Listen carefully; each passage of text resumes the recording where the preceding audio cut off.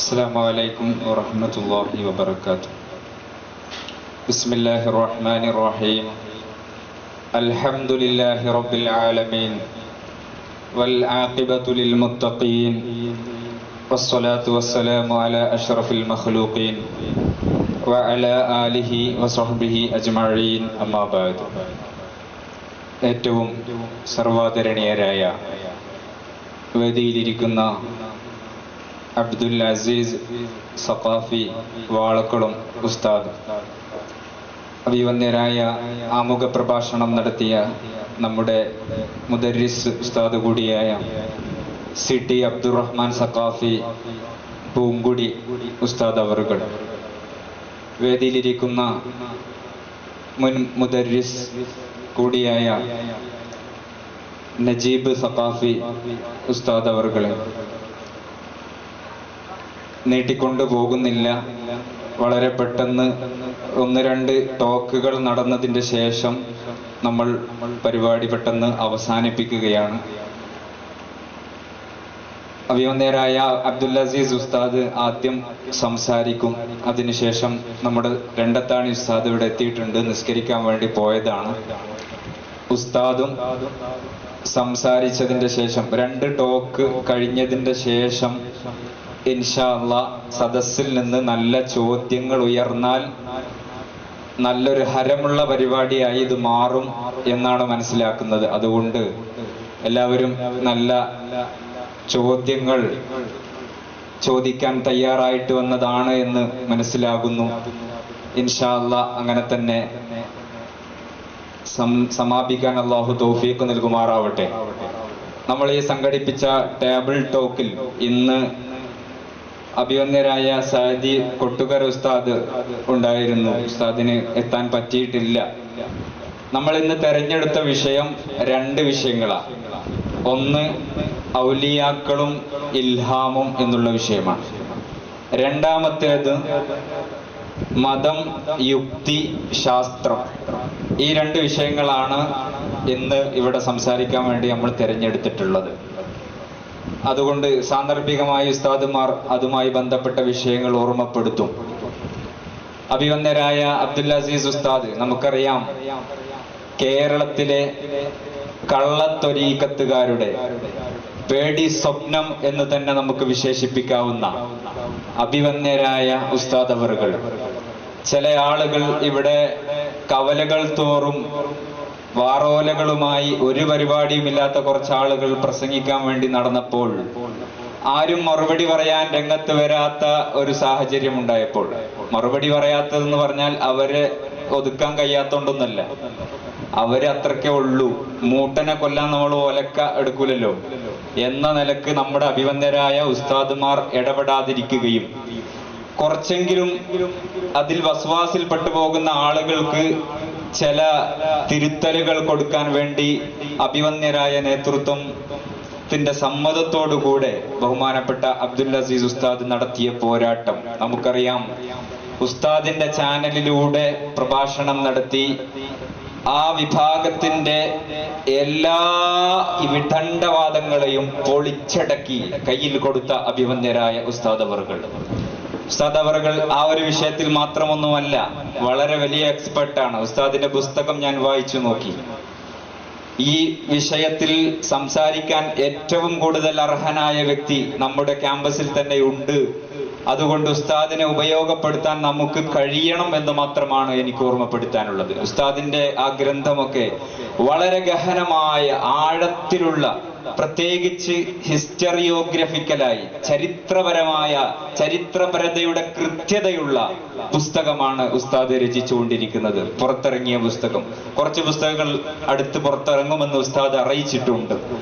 ഇൻഷാ അല്ലാഹ് അള്ളാഹു അതിന് ഉസ്താദിന് ഹിമ്മത്തും കഴിവും ആരോഗ്യവും മനസ്സും എല്ലാം നൽകി അനുഗ്രഹിക്കുമാറാവട്ടെ. എല്ലാവിധ ഷർറുകളിൽ നിന്നും ഉസ്താദിനെ അള്ളാഹു കാത്തുരക്ഷിക്കുമാറാവട്ടെ. പ്രിയപ്പെട്ടവരെ, ഈ യുക്തിവാദികൾ കടന്നു വന്ന സാഹചര്യത്തിൽ ഇന്ന് കവലകൾ തോറും, പ്രത്യേകിച്ച് ഈ ലിബറലിസം ഇവിടെ വളർന്ന് പന്തലിച്ച ഈ സാഹചര്യത്തിൽ നമ്മുടെയൊക്കെ കൈകളിലുള്ള ഈ സ്മാർട്ട് ഫോണിൽ ഓരോ മുക്കിലും മൂലയിലുമുള്ള ആളുകളുടെ മുമ്പിലേക്ക് ഓരോ ചോദ്യങ്ങൾ ഉയർത്തിക്കൊണ്ടുവന്ന് അവരെ വസ്വാസിലാക്കുന്ന ഒരു സാഹചര്യം നമ്മുടെ മുമ്പിലുണ്ട്. ആ സാഹചര്യം എന്ന് പറഞ്ഞാൽ എൻ്റെ പ്രിയപ്പെട്ട ശ്രോതാക്കളോട് ഞാൻ ഓർമ്മപ്പെടുത്തുകയാണ്, തീരെ അറിവില്ലാത്ത ആളുകളുടെ മനസ്സിൽ ചെറിയൊരു തീപ്പൊരി ഇട്ട് കൊടുത്താൽ അത് വല്ലാതെ അവർക്ക് കത്തി അത് വസ്വാസ് ഉണ്ടാവാൻ സാധ്യതയുണ്ട്. അങ്ങനത്തെ സാഹചര്യമാണ് ഇവിടെ ഉള്ളത്. ഈ യുക്തിവാദവുമായി രംഗത്ത് വന്ന ആദ്യത്തെ അവരുടെ അപ്പോസ്തലനായ റിച്ചാർഡ് ഡോക്കിൻസ് എന്ന് പറയുന്ന വ്യക്തി, അദ്ദേഹത്തിന്റെ ഗോഡ് ഡെല്യൂഷൻ എന്ന് പറയുന്ന പുസ്തകം, ആ പുസ്തകം ഇവിടെ കേരളത്തിലെ അവരുടെ അപ്പോസ്തലനായ സി രവിചന്ദ്രൻ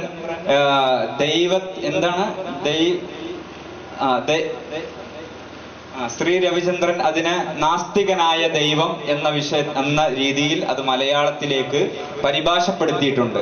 ആ പുസ്തകമൊക്കെ നമ്മളൊന്ന് വായിക്കണം. വായിച്ചാൽ തന്നെ നമ്മൾ ബുദ്ധിയുള്ളവരാണെങ്കിൽ ചിന്തിച്ചാൽ നമുക്കറിയാം അതിൽ പറയുന്ന പ്രധാനപ്പെട്ട ഒരു പോയിന്റ് എന്ന് പറഞ്ഞാൽ, വളരെയധികം ഊന്നി പറഞ്ഞൊരു പോയിന്റ് എന്താന്ന് ചോദിച്ചാൽ, അദ്ദേഹം പറയുകയാണ്, absence of evidence is evidence of absence എന്ന് പറഞ്ഞാൽ എന്താണ് റിച്ചാർഡ് ഡോക്കിൻസ് പറഞ്ഞത്? നമ്മൾ ഒരു കാര്യത്തിന് തെളിവില്ല എന്നുള്ളത് ആ കാര്യം ഇല്ല എന്നതിന്റെ തെളിവാണ്. എന്ന് പറഞ്ഞാൽ ഒരു കാര്യത്തിന്റെ തെളിവിന്റെ അഭാവം ആ കാര്യം ഇല്ല എന്നതിന്റെ തെളിവാണ് എന്ന് പറഞ്ഞാൽ, ഉദാഹരണം പറഞ്ഞ് മനസ്സിലാക്കി തരാം. ഇവിടെ ഒരു കൊലപാതകം നടന്നു.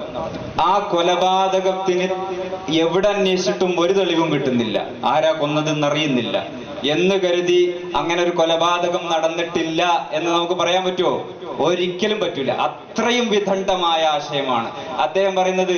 ദൈവമില്ല എന്നത് സമർത്ഥിക്കാൻ ദൈവത്തിന് ഇവിടെ തെളിവില്ല എന്നാ പറയുക. തെളിവുണ്ടോ ഇല്ല എന്നുള്ളത് വേറെ കാര്യം.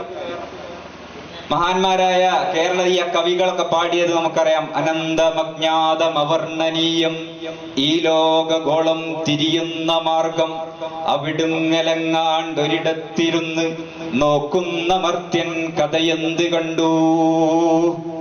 എന്താ പറഞ്ഞത്? ഈ പറയുന്ന കവി പറഞ്ഞതെന്താ?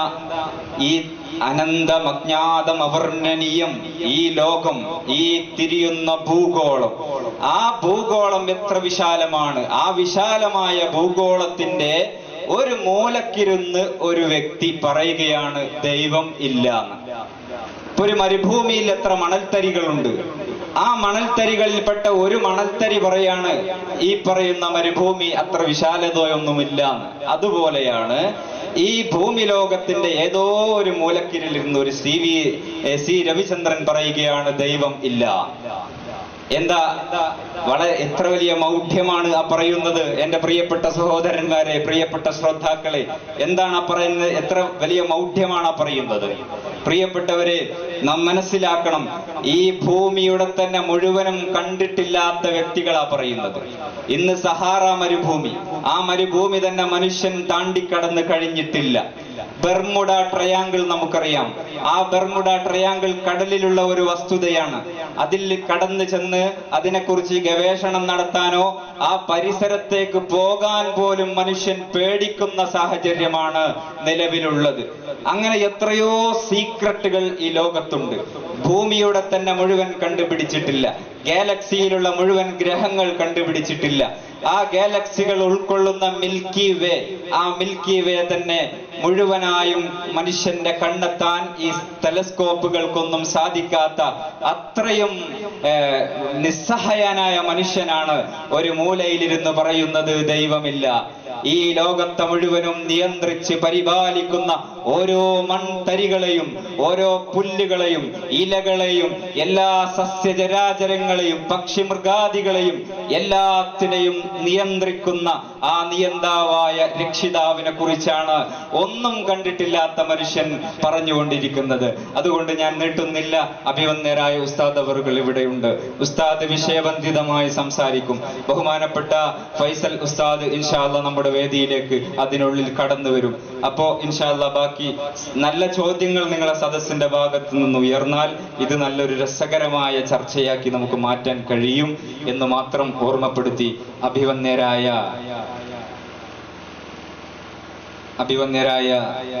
അബ്ദുൽ അസീസ് സഖാഫി ഉസ്താദ് വാളക്കുളം ഉസ്താദിനെ ആദരപൂർവം ഈ വേദിയിലേക്ക് വിഷയാവതരണത്തിന് വേണ്ടി ക്ഷണിക്കുകയാണ്.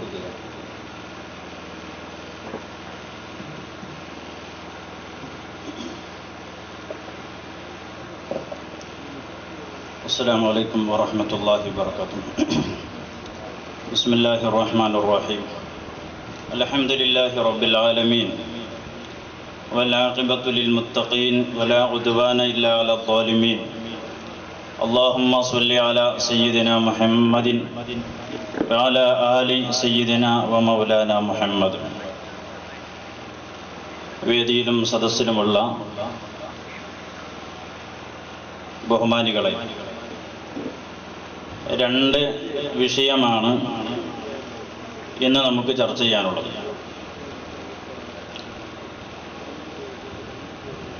ഔലിയാക്കളും ഇൽഹാമും, അതോടൊപ്പം മതം, യുക്തി, ശാസ്ത്രം, ഈ രണ്ട് വിഷയങ്ങൾ ചർച്ച ചെയ്യുക എന്നതാണ് നമ്മുടെ ഈ അഖീദ ടേബിൾ ടോക്കിൻ്റെ താല്പര്യം. നമുക്ക് യുക്തിവാദം എന്ന് പറയുമ്പോൾ അതൊരു നിരുത്സാഹപ്പെടുത്തേണ്ട എന്തോ ഒന്നാണ് എന്ന് യുക്തിയില്ലാത്ത ചിലരിങ്ങനെ വ്യാപകമായി ഉപയോഗപ്പെടുത്തുമ്പോൾ, അതിനെ ഉപയോഗിച്ചു കൊണ്ടിരിക്കുമ്പോൾ അത്തരമൊരു തെറ്റായ ചിന്ത കടന്നു വരുന്നു എന്നത് ഒരു യാഥാർത്ഥ്യമാണ്. റാഷണലിസം എന്ന് പറയുമ്പോൾ യുക്തി കൊണ്ട് ജ്ഞാനം നേടിയെടുക്കുക എന്ന ഒരു വഴിയാണ് യഥാർത്ഥത്തിൽ യുക്തിയെ അധിഷ്ഠിതപ്പെടുത്തി ചിന്തിക്കുക, യുക്തിയെ മാനദണ്ഡമാക്കി അടിസ്ഥാനമാക്കി അതിനെ ഡിപ്പെൻഡ് ചെയ്ത് ജ്ഞാന സ്രോതസ്സായി അതിനെ മനസ്സിലാക്കുക എന്നത്. യുക്തി എന്നത് ഒരു ജ്ഞാന സ്രോതസ്സാണ്. നമുക്ക് അറിവ് കിട്ടാനുള്ള വഴികളിൽ മൂന്നെണ്ണമാണ് ഇസ്ലാമിക് എപ്പിസ്റ്റമോളജി പറയുന്നത്. ഷറഉൽ അഖായിദിന്റെ തുടക്കത്തിൽ പറയുന്നുണ്ടല്ലോ, അസ്ബാബുൽ ഇൽമി സലാസ, മൂന്നെണ്ണമാണ് അറിവിന്റെ സ്രോതസ്സുകൾ. ഒന്ന് ഹവാസ് സലീം, നമ്മുടെ സെൻസുകൾ, ഇന്ദ്രിയങ്ങൾ. മറ്റൊന്ന് അഖ്ല്, ബുദ്ധിയാണ്. വേറൊന്നുള്ളത് ഖബർ സ്വാദിഖ്, അതോറിറ്റിയിൽ നിന്ന് കിട്ടുന്ന അറിവുകൾ. ഈ മൂന്ന് അറിവിന്റെ ജ്ഞാന സ്രോതസ്സുകളും അംഗീകരിക്കുന്നു ഇസ്ലാമിക എപ്പിസ്റ്റമോളജി.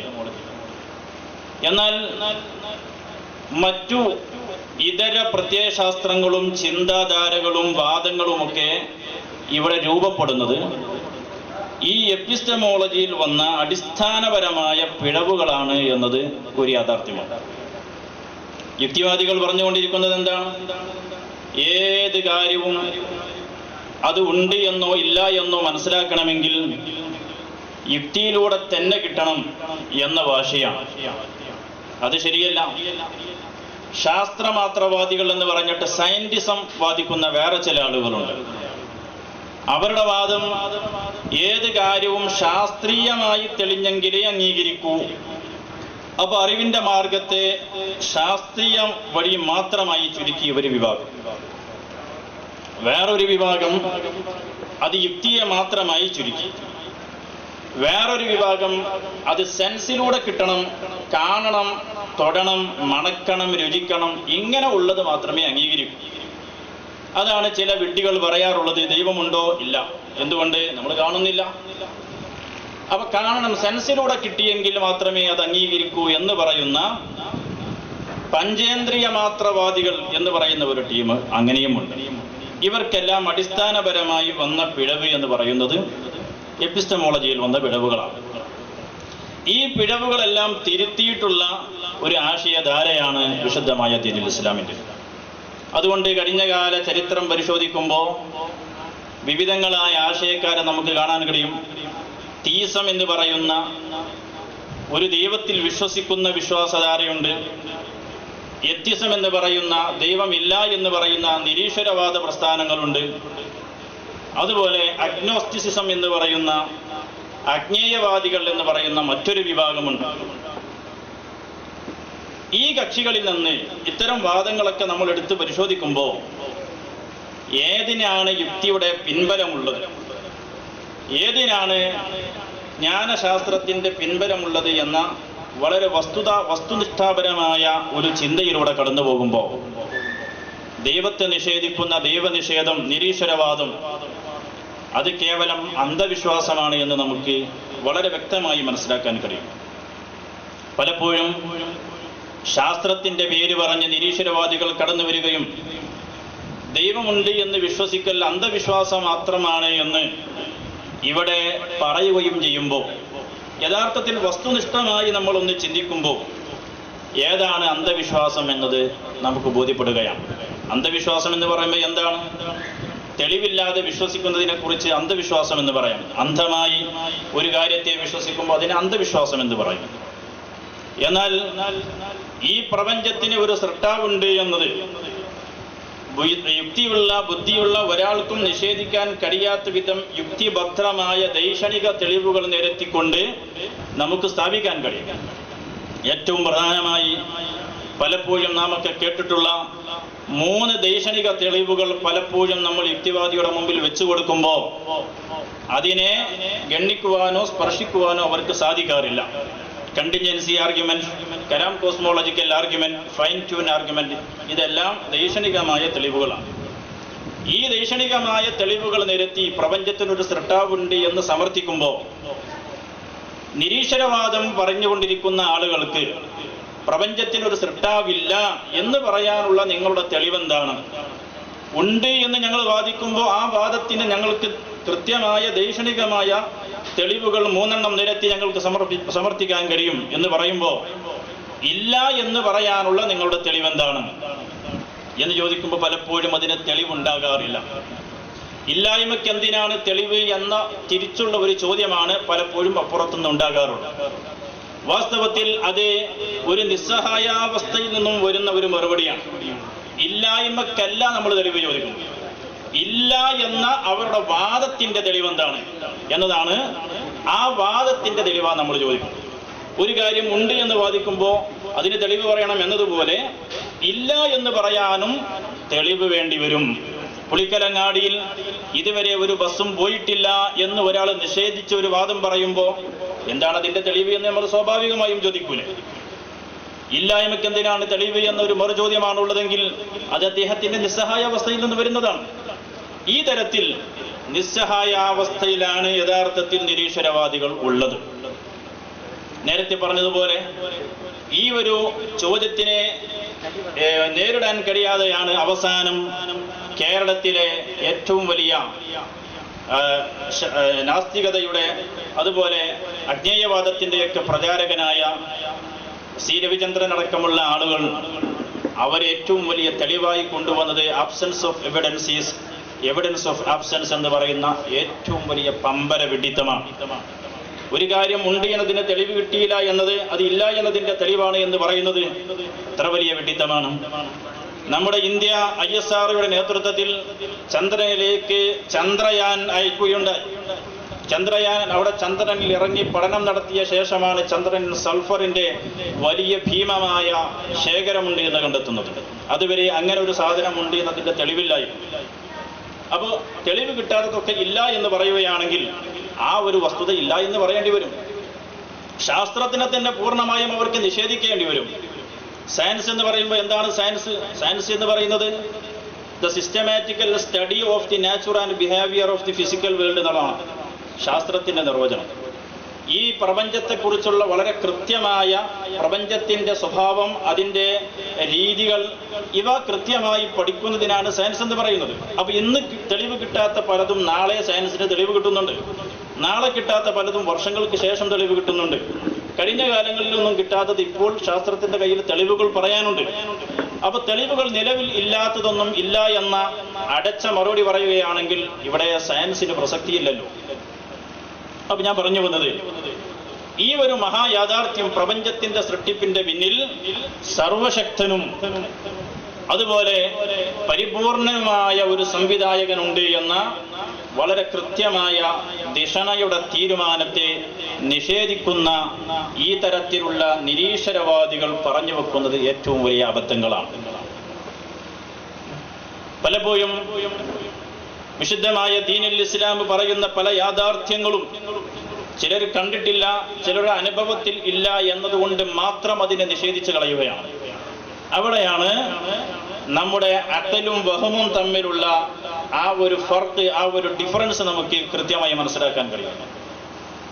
ഒരു കാര്യം യുക്തിരഹിതമാണ് എന്ന് പറയണമെങ്കിൽ, അത് യുക്തി രാഹിത്യമാണ് എന്ന് പറയണമെങ്കിൽ, അത് നമ്മുടെ അനുഭവത്തിൽ ഇന്ന് വരെ നമ്മളത് കണ്ടിട്ടില്ല എന്നതുകൊണ്ട് അത് യുക്തിരഹിതമാണെന്ന് പറയാൻ പറ്റില്ല. അതുപോലെ നമ്മുടെ അനുഭവത്തിൽ അങ്ങനെ ഒന്നും ഇല്ല എന്നതുകൊണ്ട് അത് യുക്തിരഹിതമാണെന്ന് പറയാൻ കഴിയില്ല. യുക്തിരഹിതമാണ് എന്ന് ഒരു കാര്യത്തെക്കുറിച്ച് പറയണമെങ്കിൽ കൃത്യമായ യുക്തി നിയമങ്ങളുണ്ട്. ആ യുക്തി നിയമങ്ങൾക്ക് അത് എതിരാകുമ്പോൾ മാത്രമാണ് ഒരു കാര്യത്തെക്കുറിച്ച് അത് യുക്തിരഹിതമെന്ന് പറയുന്നത്. അപ്പോ യുക്തി നിയമങ്ങൾ നമുക്കറിയാം. ലോ ഓഫ് കോൺട്രാഡിക്ഷൻ, അതുപോലെ law of identity, law of excluded middle തുടങ്ങിയ യുക്തി നിയമങ്ങൾ. ആ യുക്തി നിയമങ്ങളെ ഏതെങ്കിലും ഒന്നിനെ വയലേറ്റ് ചെയ്യുമ്പോൾ മാത്രമേ അതിനെ സംബന്ധിച്ച് യുക്തിരഹിതമായ കാര്യമെന്ന് പറയാൻ കഴിയൂ. പലപ്പോഴും അങ്ങനെ ഒന്ന് ഇസ്ലാം വിമർശകർ, അതല്ലെങ്കിൽ നിരീശ്വരവാദികൾ, അവർ വലിയ അന്ധവിശ്വാസമായി യുക്തിരഹിതമായ കാര്യമായി ആരോപിക്കുമ്പോൾ ഏത് യുക്തി നിയമത്തെയാണ് അത് എതിർക്കുന്നത്, അത് ഏത് യുക്തി നിയമത്തോടാണ് അത് ഏറ്റുമുട്ടുന്നത് എന്ന ചോദ്യത്തിന് മറുപടി ഉണ്ടാവുകയില്ല. അപ്പോ അനുഭവത്തിൽ ഇല്ലാത്തതിനെ നിഷേധിക്കുക, ഉള്ള അനുഭവം വെച്ച് അനുഭവം ഇല്ലാത്തതിലും അത് അപ്ലൈ ചെയ്യുക എന്നത് വഹ്മ ചെയ്യുന്നതാണ്. അത് മനുഷ്യന് മാത്രമല്ല, മൃഗങ്ങളിലും മറ്റു ജീവജാലങ്ങളിലൊക്കെയുള്ള ഒരു സ്വഭാവമാണ് വഹ്മ എന്നത്. ആ വഹ്മ വെച്ചുകൊണ്ടാണ് പലപ്പോഴും ഇസ്ലാമിനെയും ഇസ്ലാമിക വിശ്വാസങ്ങളെയും വിമർശിക്കുവാൻ വിമർശകർ ഉപയോഗപ്പെടുത്താറുള്ളത്. ഇൻഷാ അല്ലാഹ് ബഹുമാനപ്പെട്ട ഫൈസൽ ഉസ്താദ് വേദിയിൽ എത്തിയിട്ടുണ്ട്. ഉസ്താദിന്റെ സംസാരം നടക്കാനിരിക്കുകയാണ്. ഞാൻ അവസാനിപ്പിക്കുന്നു. വിശുദ്ധമായ ദീനുൽ ഇസ്ലാമിന്റെ അടിസ്ഥാന വിശ്വാസങ്ങൾ അല്ലാഹു സുബ്ഹാനഹു വ തആലയുണ്ട്. മുഹമ്മദ് നബി സല്ലല്ലാഹു അലൈഹി വസല്ലം തങ്ങൾ അല്ലാഹുവിന്റെ റസൂലാണ്. അല്ലാഹുവിന്റെ റസൂൽ സല്ലല്ലാഹു അലൈഹി വസല്ലം തങ്ങൾ നമുക്ക് കൊണ്ടുവന്നിട്ടുള്ള വിശുദ്ധമായ ഖുർആൻ അത് ദൈവികമാണ്. ഇങ്ങനെയുള്ള കാര്യങ്ങളെല്ലാം വളരെ കൃത്യമായ ദൈക്ഷണിക തെളിവുകൾ നിരത്തി നമുക്ക് സ്ഥാപിക്കുവാൻ കഴിയുന്നതാണ്. ആ കാര്യങ്ങളെക്കുറിച്ച് ദൈക്ഷണികമായ ഇത്തരം ചിന്തകളിലേക്കോ ആലോചനകളിലേക്കോ ഒന്നും പോകുന്നതിന് പകരം ഇത്തരം നേരത്തെ പറഞ്ഞതുപോലെ വഹമുകൾ വെച്ചുകൊണ്ടുള്ള ഈ വിമർശനം മാത്രമായിട്ടാണ് നമ്മുടെ വിമർശകർ കടന്നു വരാറുള്ളത്. അപ്പൊ അതുകൊണ്ട് തന്നെ വിശുദ്ധമായ ദീനുൽ ഇസ്ലാമിന്റെ ഇത്തരം ആശയങ്ങൾ കൂടുതലായി നമ്മൾ പഠിക്കാൻ തയ്യാറാവുകയാണ്.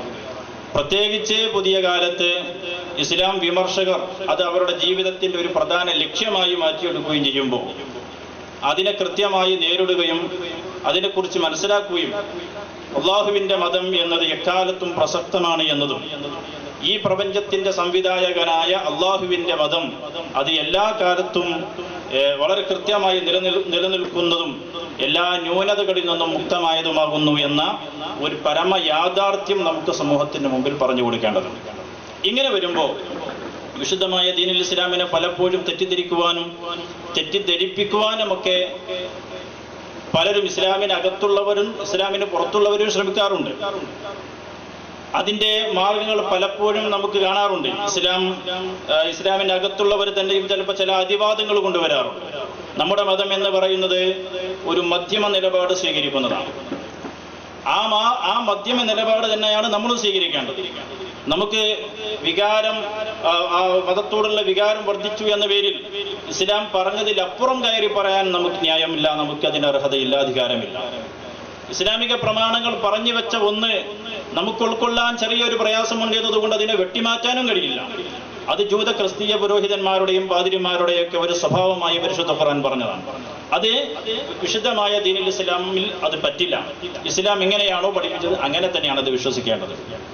എന്നാൽ ഇവിടെയാണ് ഈ ഒരു അതിവാദങ്ങൾ കൊണ്ടുവരുമ്പോൾ പലപ്പോഴും അത് തന്നെയാണ് ഇസ്ലാം എന്ന് ഇസ്ലാമിന് പുറത്തുള്ള മറ്റു ചിലർ തെറ്റിദ്ധരിക്കുകയും ഇതൊക്കെയാണല്ലോ ഇസ്ലാം എന്ന് പറഞ്ഞ് ഇസ്ലാമിനെ ഒരു പഴഞ്ചനായും ഇസ്ലാമിനെ വിമർശിക്കുവാനും മറ്റും ഒക്കെ ചിലർ കടന്നു വരുന്നു. ഒരു പരിധിവരെ അത്തരം വിമർശകർ പോലും ഈ വിഷയത്തിൽ അവർക്ക് ഒരു ന്യായമുണ്ട് എന്ന് തോന്നുന്ന വിധത്തിൽ ഇത്തരം അതിവാദങ്ങൾ വർദ്ധിച്ചു വരാറുണ്ട്. ഈ അടുത്ത് അള്ളാഹുവിന്റെ ഔലിയാക്കളെ സംബന്ധിച്ച്, സൂഫിയാക്കളെ സംബന്ധിച്ച് അവർക്ക് ഇസ്ലാമിൽ വലിയ സ്ഥാനമുണ്ട് എന്നത് എല്ലാവരും അംഗീകരിക്കുന്നതാണ്. അലാ ഇന്ന ഔലിയ അല്ലാഹി ലാ ഖൗഫുൻ അലൈഹിം വലാ ഹും യഹ്സനൂൻ. അവർക്ക് വലിയ സ്ഥാനമുണ്ട്. അത് അള്ളാഹുവിന്റെ ഔലിയാക്കളാണ് എന്ന സ്ഥാനം വെച്ചുകൊണ്ട് വിശുദ്ധമായ ദീനുൽ ഇസ്ലാം പഠിപ്പിക്കുന്ന അവരുടെ മഹത്വം ഉൾക്കൊണ്ടുകൊണ്ട് അവരെ ബഹുമാനിക്കുവാൻ ശീലിച്ചാൽ യാതൊരു പ്രശ്നവുമില്ല. അതേ സമയത്ത് ഔലിയാക്കളുടെ മഹബത്തിന്റെ പേര് പറഞ്ഞ്, അവരോട് സ്നേഹത്തിന്റെ പേര് പറഞ്ഞ് ഇസ്ലാം പഠിപ്പിച്ച അതിർവരമ്പുകൾക്ക് അപ്പുറത്തേക്ക് ഔലിയാക്കളെ കൊണ്ടുപോകുന്നത്, യഥാർത്ഥത്തിൽ ആ ഔലിയാക്കളാണ് അതിനെ ഏറ്റവും കൂടുതൽ വെറുക്കുന്നത്. അതുപോലെ അത് ഇസ്ലാമിനെ ഏൽപ്പിക്കുന്ന പരിക്ക് ചില്ലറയുമല്ല. ഇൽഹാമുമായി ബന്ധപ്പെട്ട നമ്മുടെ ഈ ചർച്ചയിൽ പ്രധാനമായിട്ടും ഉദ്ദേശിക്കുന്നത് തന്നെയാണ്. ഇൽഹാം എന്ന് പറയുന്നത് മഹാന്മാരായ അള്ളാഹുവിന്റെ ഔലിയാക്കൾക്ക് അള്ളാഹു തആല നൽകുന്ന ഏറ്റവും പ്രധാനപ്പെട്ട ഒരു കാര്യമാണ്. അവരുടെ മനസ്സിലേക്ക് നേർക്കുനേർ അള്ളാഹു തആല ജ്ഞാനം നൽകുന്നതിനെ സംബന്ധിച്ചാണ് ഇൽഹാം എന്ന് പറയുന്നത്. ഗസാലി ഇമാം റളിയല്ലാഹു അൻഹു പറഞ്ഞിട്ടുണ്ട്, തുമ്മൽ വാഖിഉ ഫിൽ ഖൽബി ബിഗൈരി ഹീലത്തിൻ വതഅല്ലുമിൻ വജ്തിഹാദിൻ മിനൽ അബ്ദി. മനുഷ്യനെ പഠിക്കുകയോ അല്ലെങ്കിൽ ഗവേഷണം നടത്തുകയോ അല്ലെങ്കിൽ അറിവിന്റെ സ്രോതസ്സുകളും അറിവിന്റെ മാർഗങ്ങളുമായി ബന്ധപ്പെടുകയോ ഒന്നും ചെയ്യാതെ അല്ലാഹു തആല നേർക്കുനേർ ഹൃദയത്തിലേക്ക് കൊടുക്കുന്ന അറിവുകളെ നമുക്ക് രണ്ടായി തരംതിരിക്കാം. യൻഖസിമു ഇലാ മാ ലാ യദ്രിൽ അബ്ദു അന്നഹു കൈഫ ഹസല ലഹു വമിൻ ഐന ഹസല.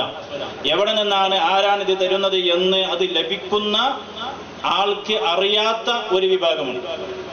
മറ്റൊന്ന് വഇലാ മാ യത്തലിഉ وإلى ما يطلع على السبب الذي منه استفاد ذلك العلم وهو مشاهدة الملك الملقي في القلب. രണ്ടാമത്തത് ആ അറിവ് നൽകുന്ന വ്യക്തിയെ അറിയുകയും കാണുകയൊക്കെ ചെയ്യുന്ന വഴികൾ. ഇതിൽ ആദ്യം പറഞ്ഞത് അതിനെ സംബന്ധിച്ചാണ് ഇൽഹാം എന്ന് പറയുന്നത്. ഇൽഹാമൻ. അപ്പൊ ഔലിയാക്കൾക്ക് അല്ലാഹു തആല ഖൽബിൽ നേരിട്ട് ഒരു അറിവ് കൊടുക്കുന്നു. ഇത് ആരാണ് തരുന്നത്? തരുന്ന ആളെ അവർ കാണുന്നില്ല, അറിയുന്നില്ല, അവർക്ക് അറിവുകൾ കിട്ടുന്നു എന്നതാണ്. അത് ഇൽഹാമാണ്. രണ്ടാമത്തതിനെ സംബന്ധിച്ചാണ് വഹിയൻ. രണ്ടാമത്തതിനെ സംബന്ധിച്ചാണ് വഹി എന്ന് പറയുന്നത്. ആ വഹി നൽകുന്ന മലക്കുകളെ പലപ്പോഴും അമ്പിയാക്കൾ കാണാറുണ്ട്, അവരോട് സംവദിക്കാറുണ്ട്, സംസാരിക്കാറുണ്ട്. ഇങ്ങനെയുള്ള കാര്യങ്ങളൊക്കെ ഉണ്ടാകും. അപ്പൊ അള്ളാഹുവിൽ നിന്ന് ലഭിക്കുന്ന ഇൽഹാം, ആ ഇൽഹാം അള്ളാഹുവിന്റെ ഔലിയാക്കൾക്ക് ലഭിക്കുന്ന വലിയൊരു കറാമത്താണ്. ആ കറാമത്ത് പലപ്പോഴും അള്ളാഹുവിന്റെ ഔലിയാക്കൾ അറിയാതെ അവർക്ക് ലഭിക്കുന്ന കറാമത്താണ്. അള്ളാഹുവിന്റെ ഔലിയാക്കളുടെ കറാമത്തിനെ സംബന്ധിച്ച് റംലി ഇമാം റളിയല്ലാഹു അൻഹുവിന്റെ വിശദീകരണം, فإن أهل الحق على أنه يقع من الأولياء بقصد وبغير قصد أمور خارقة للعادة يجريها الله تعالى بسببهم.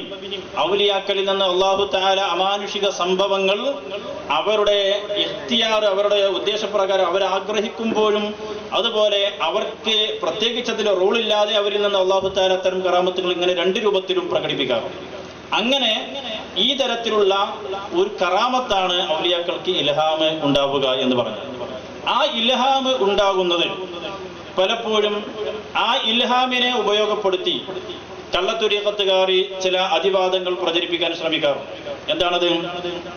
എന്ത് കാര്യവും, അവർക്ക് ആഗ്രഹിക്കുന്ന ഏത് കാര്യവും, ഇതെല്ലാം ഞങ്ങൾക്ക് ഇൽഹാം മുഖേന എനിക്ക് പ്രത്യേകം അനുമതി കിട്ടിയതാണ് എന്ന് ചില ആളുകൾ വാദിക്കാറുണ്ട്. ഉദാഹരണം പറഞ്ഞാൽ, പുരുഷന്മാർക്ക് സ്വർണ്ണമോതിരം ധരിക്കാൻ പാടില്ല, പട്ടുവസ്ത്രം ധരിക്കാൻ പാടില്ല. ഇതിൽ പണ്ഡിതന്മാർക്കിടയിൽ തർക്കമില്ല. അത് ഇസ്ലാമിക ശരീഅത്ത് വളരെ കൃത്യമായി പറഞ്ഞ കാര്യമാണ്. എന്നാൽ അത് ധരിക്കുന്ന ചില കള്ളത്വരീഖത്തിന്റെ കക്ഷികളുണ്ട്.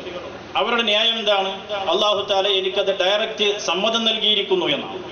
ഈ അടുത്ത് എല്ലാ പണ്ഡിതന്മാരെയും ചീത്ത പറഞ്ഞ് നടക്കുന്ന ചില കള്ളത്വരീഖത്തിന്റെ കക്ഷികൾ, അവരും ഇതേ ന്യായമാണ് പറഞ്ഞത്.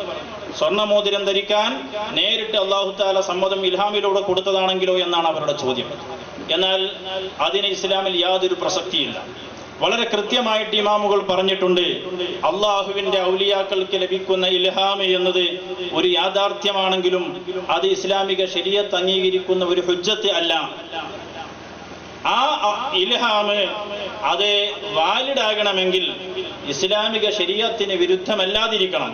ഇസ്ലാമിക ശരീഅത്ത് ഒരു നിയമം പഠിപ്പിച്ചിട്ടുണ്ടെങ്കിൽ ആ നിയമത്തിനോട് വിരുദ്ധമായ വൈരുദ്ധ്യം പുലർത്തുന്നതാണ് ഇൽഹാമ് എന്ന് പറയപ്പെടുന്നതെങ്കിൽ അത് പരിഗണിക്കാൻ പറ്റില്ല എന്ന് തന്നെയാണ് മഹാന്മാരായ അള്ളാഹുവിന്റെ ഔലിയാക്കൾ പറഞ്ഞത്. ഇവിടെ തന്നെ സൂഫിയാക്കൾക്കിടയിലും ഫുഖഹാഇന്റെ ഇടയിലും വലിയ ചർച്ചകൾ നടക്കുന്നുണ്ട്. ഞാൻ സമയമില്ലാത്തത് കൊണ്ട് അതിന്റെ ഇബാറത്തുകൾ വായിക്കുന്നില്ല. ബഹുമാനപ്പെട്ട ഇമാമുകൾ അത് വളരെ കൃത്യമായി ഫുഖഹാ കൃത്യമായി പറഞ്ഞു വെച്ചിട്ടുണ്ട്. എന്താണ് ഈഖാഉ ശൈഇൻ ഫിൽ ഖൽബി യസ്ലുജു അയ്യത്മഇന്നു ലഹു സ്വദുറു. ഒരു മനുഷ്യന്റെ കൽബിലേക്ക് അല്ലാഹു തആല ഒരു ആശയത്തെ ഇട്ട് കൊടുക്കും. ആ ആശയം കിട്ടുമ്പോൾ അദ്ദേഹത്തിന്റെ മനസ്സ് തണുക്കുന്നു, അവർക്കൊരു തുമഅനീനത്ത് ലഭിക്കുന്നു. യഖ്സു ബിഹില്ലാഹു തആല ബഅദ അസ്ഫിയാഇഹി. അങ്ങനെ അല്ലാഹു തആല അത് നൽകുന്നത് അല്ലാഹുവിന്റെ ഔലിയാക്കൾക്കാണ്. അങ്ങനെ കിട്ടുന്ന കാര്യം വലൈസ ബിഹുജ്ജത്തിൻ, അത് ഒരു തെളിവായിട്ട് കൊണ്ടുവരാൻ പറ്റില്ല, അത് ഒരു ഹുജ്ജത്തായിട്ട് അവതരിപ്പിക്കാൻ പറ്റില്ല. കാരണം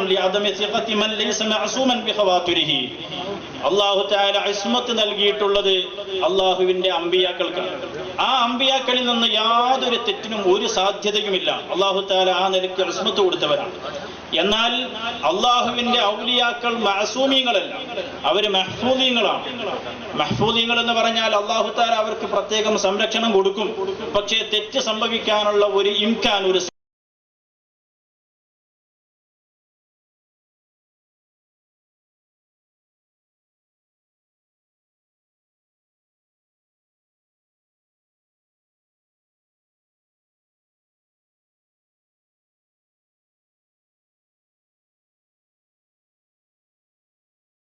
പറഞ്ഞൊരു കാര്യമാണ് ഔലിയാക്കളുടെ ഇൽഹാമ് അത് ഹുജ്ജത്ത് അല്ല. ഹുജ്ജത്ത് അല്ലാതിരിക്കുമ്പോൾ അവിടെ വളരെ വ്യക്തമാണ് ശരീഅത്ത്, ഇസ്ലാമിക ശരീഅത്ത് അതാണ് ഏറ്റവും അടിസ്ഥാനപരമായിട്ടുള്ളത്. നബി സല്ലല്ലാഹു അലൈഹി വസല്ലമ തങ്ങൾ അവിടുത്തെ ജീവിതകാലത്ത് വളരെ കൃത്യമായിട്ട് നമ്മെ പഠിപ്പിച്ചത് കാര്യമാണ് ശരീഅത്ത് എന്ന് പറയുന്നത്. ആ ശരീഅത്ത് അതിനോട് വൈരുദ്ധ്യം പുലർത്തുന്ന ഒരു ഇൽഹാമിനും പ്രസക്തിയില്ല. തുഹഫയിൽ കാണാം ലൈസ ബിഹുജ്ജത്തിൻ ഇൻദൽ അഇമ്മത്തി ഇദ് ലാ സിഖത ബിഖവാതിരി മൻ ലൈസ ബിമഅസൂമിൻ എന്ന് പറഞ്ഞിട്ട് ഓ ബിഫറലി അന്നഹു ഹുജ്ജത്തുൻ, ഇനി അത് ഹുജ്ജത്താണ് എന്ന് സൂഫിയാക്കളിൽപ്പെട്ട ചിലർ പറഞ്ഞിട്ടുണ്ട്. അവരുടെ അഭിപ്രായ പ്രകാരം ഇൽഹാമ് ഹുജ്ജത്താണ്. ആ അഭിപ്രായ പ്രകാരം അത് ഹുജ്ജത്താകുന്നത് എപ്പോഴാണ്? ഫശർതുഹു ഇൻദ മൻ ശദ്ദ ബിൽ ഖൗലി ബിഹി, ഹുജ്ജത്താണെന്ന് പറഞ്ഞവരുടെ അഭിപ്രായ പ്രകാരം തന്നെയും അല്ലാ യുആരിദഹു നസ്സുൻ ശർഈ, അതൊരു ശർഈയായ ഇസ്ലാമിക ശരീഅത്തിന്റെ നസ്സിനോട് വൈരുദ്ധ്യം പുലർത്തുന്നത് പാടില്ല. അപ്പൊ ഇസ്ലാമിക ശരീഅത്ത് പാടില്ല, ഹറാമാണെന്ന് പറഞ്ഞ ഒരു കാര്യത്തിനെതിരെ ഒരാൾക്ക് ഇൽഹാം കിട്ടിയെന്ന് പറഞ്ഞാൽ അവിടെ ഒരു നിലക്കും പണ്ഡിത ലോകത്ത്, ഇസ്ലാമിക ലോകത്ത് അത് പരിഗണനീയമല്ല എന്ന കാര്യത്തിൽ യാതൊരു തർക്കവുമില്ല. അപ്പൊ വിലായത്ത് എന്ന് പറയുമ്പോൾ മഹാന്മാർ അതിനെ രണ്ടായിട്ട് തരംതിരിച്ചിട്ടുണ്ട്. വിലായത്ത് സുഹറ, വിലായത്ത് കുബ്ര എന്ന് രണ്ട് തരത്തിൽ അവിടെ മഹാന്മാർ അതിനെ വിഭജിക്കുകയാണ്. ബഹുമാനപ്പെട്ട ഇബ്നു അദീബ് റഹിമത്തുള്ളാഹി അലൈഹി പറഞ്ഞു, വഅലാമത്തുൽ വിലായത്തി അർജല്ലാ ബിൽ ഖളാഇ വസ്സബ്രി അലൽ ബലാ വൽ ഫിറാറു ഇലല്ലാഹി തആല ഇൻദ ശദാഇദി വറുജൂ ഇലൈഹി ഫീമൻ ഊതിയ ഹാദിഹിൽ അർബഅ മിൻ ഖസാഇനിൽ അഅമാലി വൽ മുജാഹദത്തി ഫഖദ് സ്വഹത്തി വിലായത്തുഹു ലില്ലാഹി വ റസൂലിഹി വലിൽ മുഅ്മിനീൻ. വിലായത്തിന്റെ അടിസ്ഥാനപരമായ മാനദണ്ഡം എന്ന് പറയുന്നത് അള്ളാഹുവിന്റെ ഖളാ കൊണ്ട് തൃപ്തിപ്പെടുകയും അതുപോലെ ബുദ്ധിമുട്ട് പ്രയാസം ഘട്ടത്തിൽ ക്ഷമിക്കുവാനുള്ള ആ ഒരു ശക്തിയും ഏത് പ്രശ്നം ഉണ്ടാകുമ്പോഴും അള്ളാഹുവിൽ അഭയം തേടുവാനുള്ള ഒരു ക്വാളിറ്റിയും, ഈ ഒരു ക്വാളിറ്റി ഒരാൾക്ക് ലഭിച്ചാൽ അദ്ദേഹത്തിന് വിലായത്ത് ലഭിച്ചു. പക്ഷെ അത് ലഭിക്കുന്നത് എങ്ങനെയാണ്? അദ്ദേഹത്തിന്റെ കർമ്മങ്ങളിലൂടെ, അദ്ദേഹത്തിന്റെ അധ്വാനത്തിലൂടെ, അദ്ദേഹത്തിന്റെ അമലുകളിലൂടെയൊക്കെ കിട്ടുകയാണെങ്കിൽ അത് വിലായത്ത് സുഹറയാണ്. അതേ സമയത്ത് അല്ലാഹു തആല നേർക്ക് നേർ ഇതൊന്നും ഇല്ലാതെ തന്നെ അല്ലാഹു തആല കൊടുക്കുന്ന പരിപൂർണമായ വിലായത്തുണ്ട്, അത് വിലായത്തുൽ കുബ്രയുമാണ്. എന്നിട്ട് ഇമാം ആലൂസി റളിയല്ലാഹു അൻഹു അവിടുന്ന് റൂഹുൽ മആനിയിൽ പറയുന്നുണ്ട്, വ കുബ്ര ലാ യഖഉ ഫീഹാ ദംബു അസ്ലൻ മഅ ഇംകാനിൽ വഖൂഇ. ഈ വിലായത്ത് കുബ്രയിലെത്തിയ വലിയ വലിയ മഹാന്മാർ, അവരിൽ നിന്ന് തെറ്റുകൾ ഒരിക്കലും സംഭവിക്കൂല, അവർ മഹ്ഫൂദീങ്ങളാണ്. പക്ഷേ മഅ ഇംകാനിൽ വഖൂഇ, പക്ഷേ വുഖൂഇന്റെ ഒരു സാധ്യത അത് അവിടെ കിടക്കലോടുകൂടെ അവരിൽ നിന്ന് തെറ്റും സംഭവിക്കൂല. അള്ളാഹുവിന്റെ പ്രത്യേകം ഹിഫ്ളുള്ളവരാണ് അവർ. അപ്പോ ഈ തരത്തിൽ വിലായത്ത് കുബറയുണ്ടായാൽ പോലും അവർ ഇസ്മത്തിന്റെ മഅസൂമി എന്ന ഒരു അവസ്ഥയിലേക്ക് എത്തുന്നില്ല എന്നതുകൊണ്ട് തന്നെ ഔലിയാക്കളുടെ ഇൽഹാമ്, ആ ഇൽഹാമ് അതുണ്ട് എന്നതുകൊണ്ട് ശരീഅത്തിന്റെ ഒരു ഹുക്മിനെ, ആ ഹുക്മിനെ മറികടക്കാൻ, ഇൽഹാമ് മറയാക്കാൻ കഴിയില്ല എന്നത് വളരെ വ്യക്തമാണ്. ഇൻഷാ അല്ലാഹ് അപ്പൊ ഈ കാര്യങ്ങൾ നാം കൃത്യമായി മനസ്സിലാക്കുകയും ഇസ്ലാമിക ദീനിന്റെ അടിസ്ഥാനപരമായ ഇത്തരം ആശയങ്ങൾ, തസവുഫിന്റെ അടിസ്ഥാനപരമായ ഇത്തരം ആശയങ്ങൾ, അതിനെയാണ് ചില കള്ളത്തൊരീഖത്തുകാർ, ചില വ്യാജ കക്ഷികൾ പരസ്യമായി വലിച്ചെറിയുന്നത്. പലപ്പോഴും നമുക്ക് അത്ഭുതം തോന്നുകയാണ്. ഒരു കക്ഷികൾ പരസ്യമായി പ്രസംഗിക്കുകയാണ്, റമദാൻ പകലിൽ ഒരു വലിയ വെള്ളം തന്നാൽ ആ വെള്ളം കുടിച്ചവന്റെ നോമ്പ് മുറിയൂല എന്ന് പോലും പരസ്യമായി പറയുകയാണ്. വാസ്തവത്തിൽ ഏതെങ്കിലും തടിയുള്ള വസ്തു ശരീരത്തിന്റെ അകത്തേക്ക് പോയാൽ നോമ്പ് മുറിയും എന്നതാണല്ലോ ഇസ്ലാമിക ശരീഅത്ത്. പക്ഷെ അത് ആ ഇസ്ലാമിക ശരീഅത്തിന്റെ നിയമങ്ങളെ കാറ്റിൽ പറത്താൻ ഉപയോഗിക്കുന്നത് തസവുഫയാണ് എന്നതാണ് നമ്മയൊക്കെ ഏറെ അതിശയപ്പെടുത്തുന്നത്. യഥാർത്ഥത്തിൽ തസവുഫും ഔലിയാക്കളൊക്കെ എന്ന് പറയുന്നത് അത് സൂക്ഷ്മതയോടെ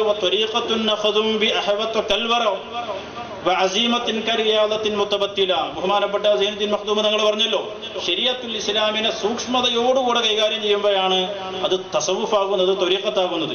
അപ്പൊ സുന്നത്തായ കാര്യങ്ങളും ഫർളിന്റെ ഗൗരവത്തിൽ കണ്ട് ഫർളിന്റെ ആ ഒരു വലിയ പ്രാധാന്യത്തോടെ അതിനെ പരിഗണിക്കുകയും അതിനെ ജീവിതത്തിൽ കൊണ്ടുവരികയും ചെയ്യുമ്പോൾ മാത്രമാണ് യഥാർത്ഥത്തിൽ ത്വരീഖത്തിലേക്ക് കടക്കുന്നത്.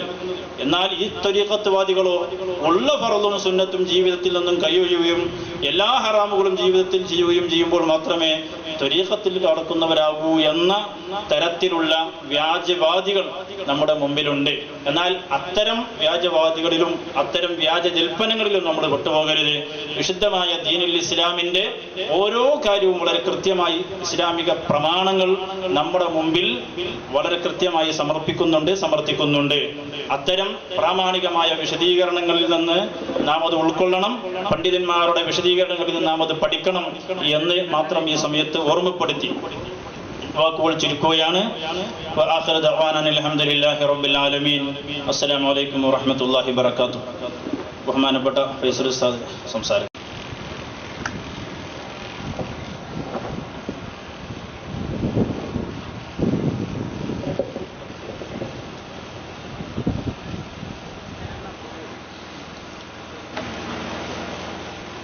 السلام عليكم ورحمة الله. بسم الله نحمده ونستعينه ونؤمن به ونتوكل عليه ونعوذ بالله من شرور أنفسنا ومن سيئات أعمالنا فمن يهده الله فلا مضل له ومن يضلل فلا هادي له ونشهد أن لا إله إلا الله وحده لا شريك له ونشهد أن سيدنا محمدا عبده ورسوله أرسله بالهدى ودين الحق ليظهره على الدين كله ولو كره المشركون. أما بعد فأعوذ بالله من الشيطان الرجيم. بسم الله الرحمن الرحيم. ياسين والقرآن الحكيم إنك لمن المرسلين. صدق الله مولانا العظيم. يا رب بالمصطفى بلغ مقاصدنا واغفر لنا ما مضى يا واسع الكرم. ഏറെ ബഹുമാനാദരങ്ങൾ നിറഞ്ഞ ഉസ്താദുമാർ, ഗവേഷക വിദ്യാർത്ഥികൾ, സ്ഥാപനത്തിലെ മറ്റു വിദ്യാർത്ഥികൾ, അൽഹംദുലില്ലാഹ് ബഹുമാനപ്പെട്ട ഇ.കെ. ഹസൻ മുസ്ലിയാർ അല്ലാഹു മർഖദഹു അവരുടെ ഉറൂസിനോടനുബന്ധിച്ച് നടക്കുന്ന അഖീദ ടോക്കിലാണ് നമ്മളുള്ളത്. അല്ലാഹു തആല അവിടുത്തെ ദറജ ഉയർത്തി നമ്മെയും അവരെയും അവരോടൊപ്പം സ്വർഗീയ ലോകത്ത് ഒരുമിച്ച് കൂട്ടി അനുഗ്രഹിക്കുമാറാവട്ടെ. ആമീൻ.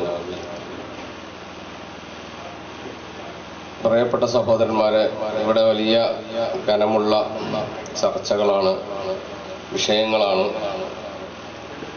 ചർച്ച ചെയ്യപ്പെട്ടുകൊണ്ടിരിക്കുന്നത്. നമ്മുടെ അസീസ് സഖാഫി വിഷയത്തിൻ്റെ ഏകദേശം എല്ലാ ഭാഗങ്ങളിലേക്കും കടന്നു ചെല്ലുകയുണ്ടായി. എനിക്കിവിടെ വന്നപ്പോൾ മനസ്സിലായൊരു കാര്യം, കുട്ടികളൊക്കെ ചില ചോദ്യങ്ങളൊക്കെ ചോദിക്കാൻ ഒരുങ്ങി നിൽക്കുകയാണെന്നാണ്. അങ്ങനെയാണെങ്കിൽ എനിക്ക് തോന്നുക കുറച്ച് സമയം സംസാരിച്ച് അവർക്ക് നമുക്ക് വേദി കൊടുക്കാം.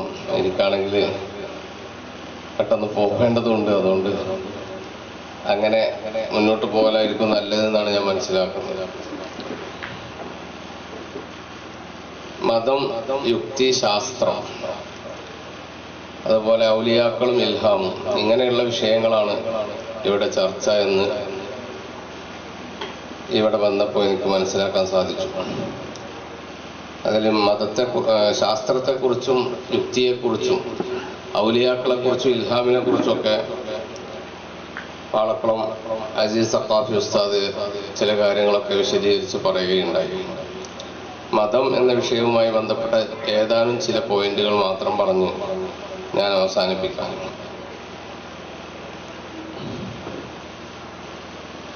മതം എന്നതുകൊണ്ട് ഇവിടെ ഉദ്ദേശിക്കുന്നത് ഇസ്ലാമാണ് എന്ന് നമുക്കറിയാം. അല്ലെങ്കിൽ യഥാർത്ഥ മതം, അള്ളാഹുവിൻ്റെ അടുക്കൽ സ്വീകാര്യയോഗ്യമായ മതം, അത് ഇസ്ലാം മാത്രമാണ് എന്ന വിഷയത്തിൽ യാതൊരു സംശയവുമില്ല. വിശുദ്ധ ഖുർആൻ അക്കാര്യം വളരെ കൃത്യമായി പറഞ്ഞിട്ടുണ്ട്. ഇന്നദ്ദീന ഇൻദല്ലാഹിൽ ഇസ്ലാം, അള്ളാഹുവിൻ്റെ അടുക്കൽ സ്വീകാര്യയോഗ്യമായ മതം അത് ഇസ്ലാം മാത്രമാണ്. മറ്റൊരായത്തിൽ ഖുർആൻ പറഞ്ഞത് ഇങ്ങനെയാണ്, വമൻ യബ്തഗി ഗൈറൽ ഇസ്ലാമി ദീനൻ ഫലൻ യുഖ്ബല മിൻഹു.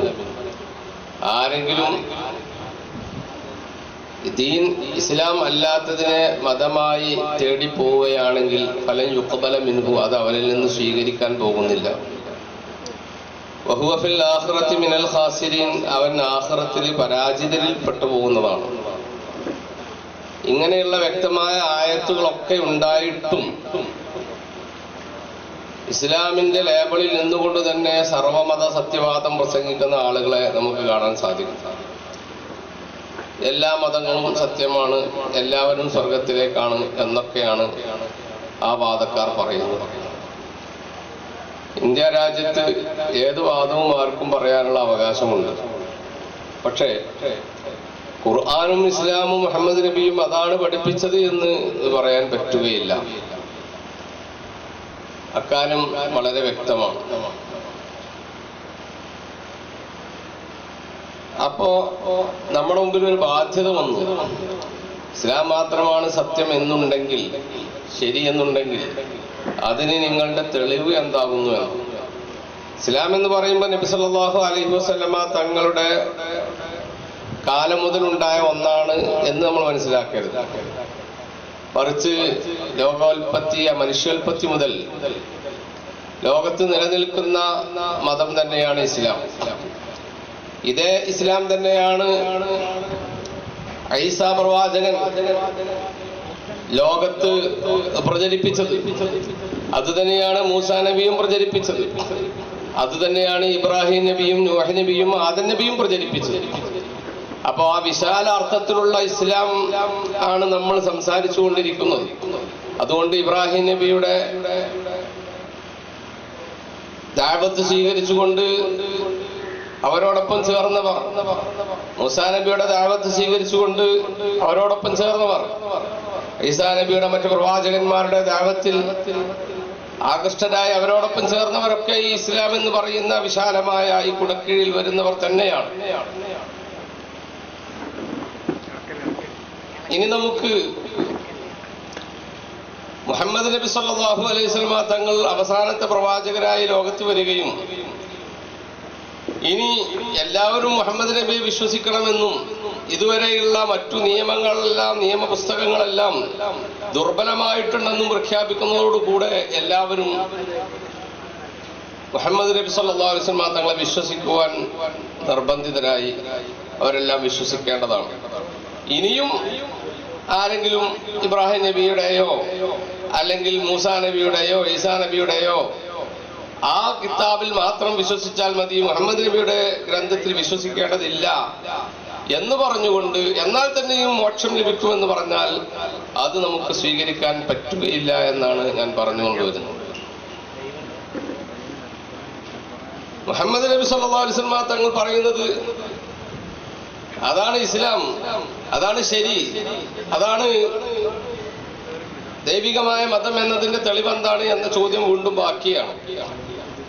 അതിന് നിരവധി തെളിവുകൾ പറയാൻ പറ്റും. ഞാനിപ്പോ ചില നമ്പർ ഇട്ടിട്ട് ചില കാര്യങ്ങൾ പറയാം, എന്നിട്ട് ഞാൻ അത് പോയിന്റ് വിശദീകരിക്കാൻ നിൽക്കുന്നില്ല, അത് പറഞ്ഞ് ഞാൻ അവസാനിപ്പിക്കും.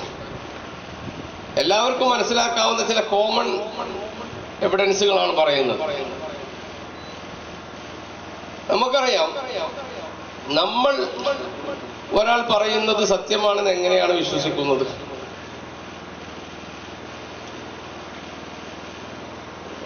അയാളെ നമുക്ക് ഒരുപാട് കാലത്തെ പരിചയമുണ്ട്. അയാൾ സത്യം മാത്രമേ പറയാറുള്ളൂ, അസത്യമായതൊന്നും നമ്മൾ പറയുന്നത് കേട്ടിട്ടില്ല. അങ്ങനെയുള്ള ഒരാൾ പറയുന്നത് നമ്മൾ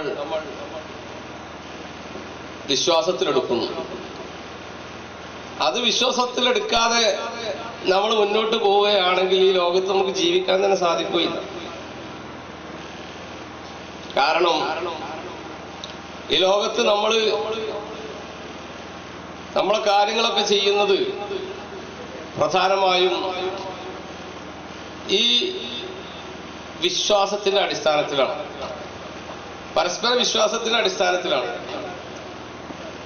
എപ്പോഴും ഒരു സാധ്യത നിലനിൽക്കുന്നില്ല എന്ന ചോദ്യം എനിക്ക് ചോദിക്കാം. കളവായിക്കൂടെ, ഇത് കളവായിക്കൂടെ, ഇത് കളവായിക്കൂടെ. പക്ഷേ അത് നമ്മുടെ പ്രൈവറ്റ് ജീവിതത്തിൽ നമ്മൾ പുലർത്തുന്നില്ലല്ലോ. എന്നാൽ അതിനേക്കാൾ വലിയ ഒരു വിഷയത്തെക്കുറിച്ചാണ്. ഇപ്പൊ ഉദാഹരണം പറഞ്ഞാൽ, ഞാൻ നാട്ടിൽ ബസ്സിറങ്ങി എൻ്റെ വീട്ടിലേക്ക് നടന്നു പോവുകയാണെന്ന് സങ്കല്പിക്കുക. ആ സമയത്ത് എന്നോടൊരാൾ പറയുന്നു, ഉസ്താദെ, ഇപ്പോൾ നിങ്ങൾ അങ്ങോട്ട് നടന്നു പോകുന്നത് അത്ര ഒരു നല്ല കാര്യമല്ല, അവിടെ നാട്ടിൽ പുലി ഇറങ്ങിയിട്ടുണ്ട് എന്ന് ഒരു വർത്തമാനം കേട്ടിട്ടുണ്ട്. അപ്പൊ അതുകൊണ്ട് നിങ്ങൾ അവിടെ പോകുന്നത് സുരക്ഷിതമല്ല എന്ന് പറഞ്ഞാൽ, ഒരപരിചിതനായ ആൾ പറഞ്ഞാൽ പോലും നമ്മളൊന്ന് ശങ്കിക്കും.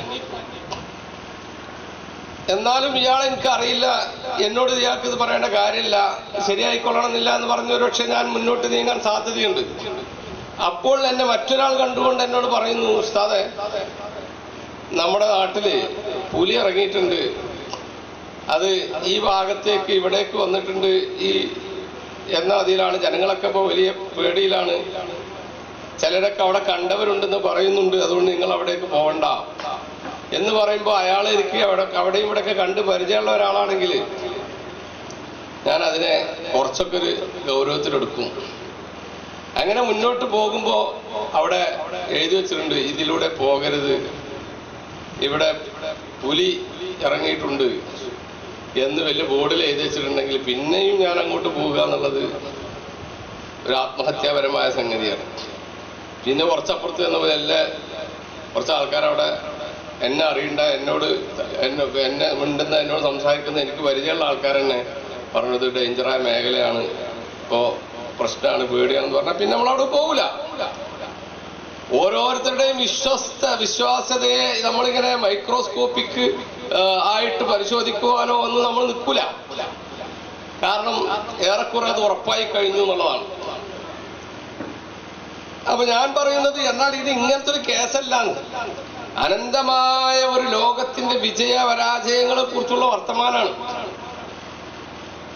ആരാണിത് പറയുന്നത്?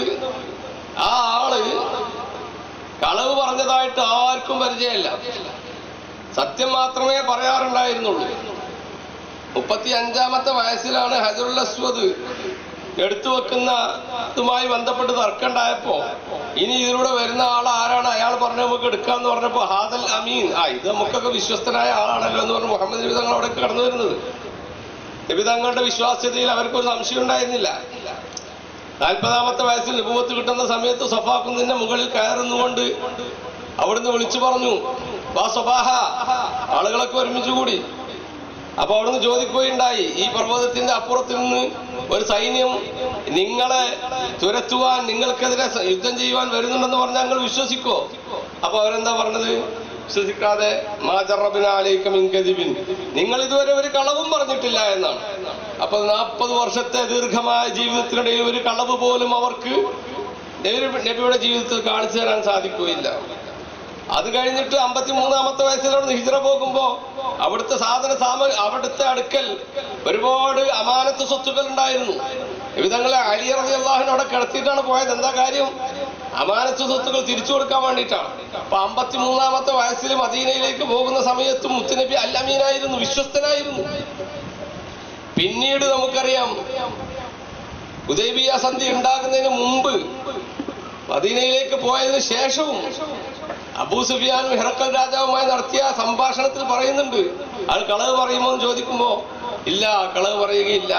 വഞ്ചിക്കുമോ? ഇല്ല, അദ്ദേഹം വഞ്ചിക്കുകയില്ല. ഇതുവരെ അങ്ങനത്തെ അനുഭവം ഉണ്ടായിട്ടില്ല എന്ന്.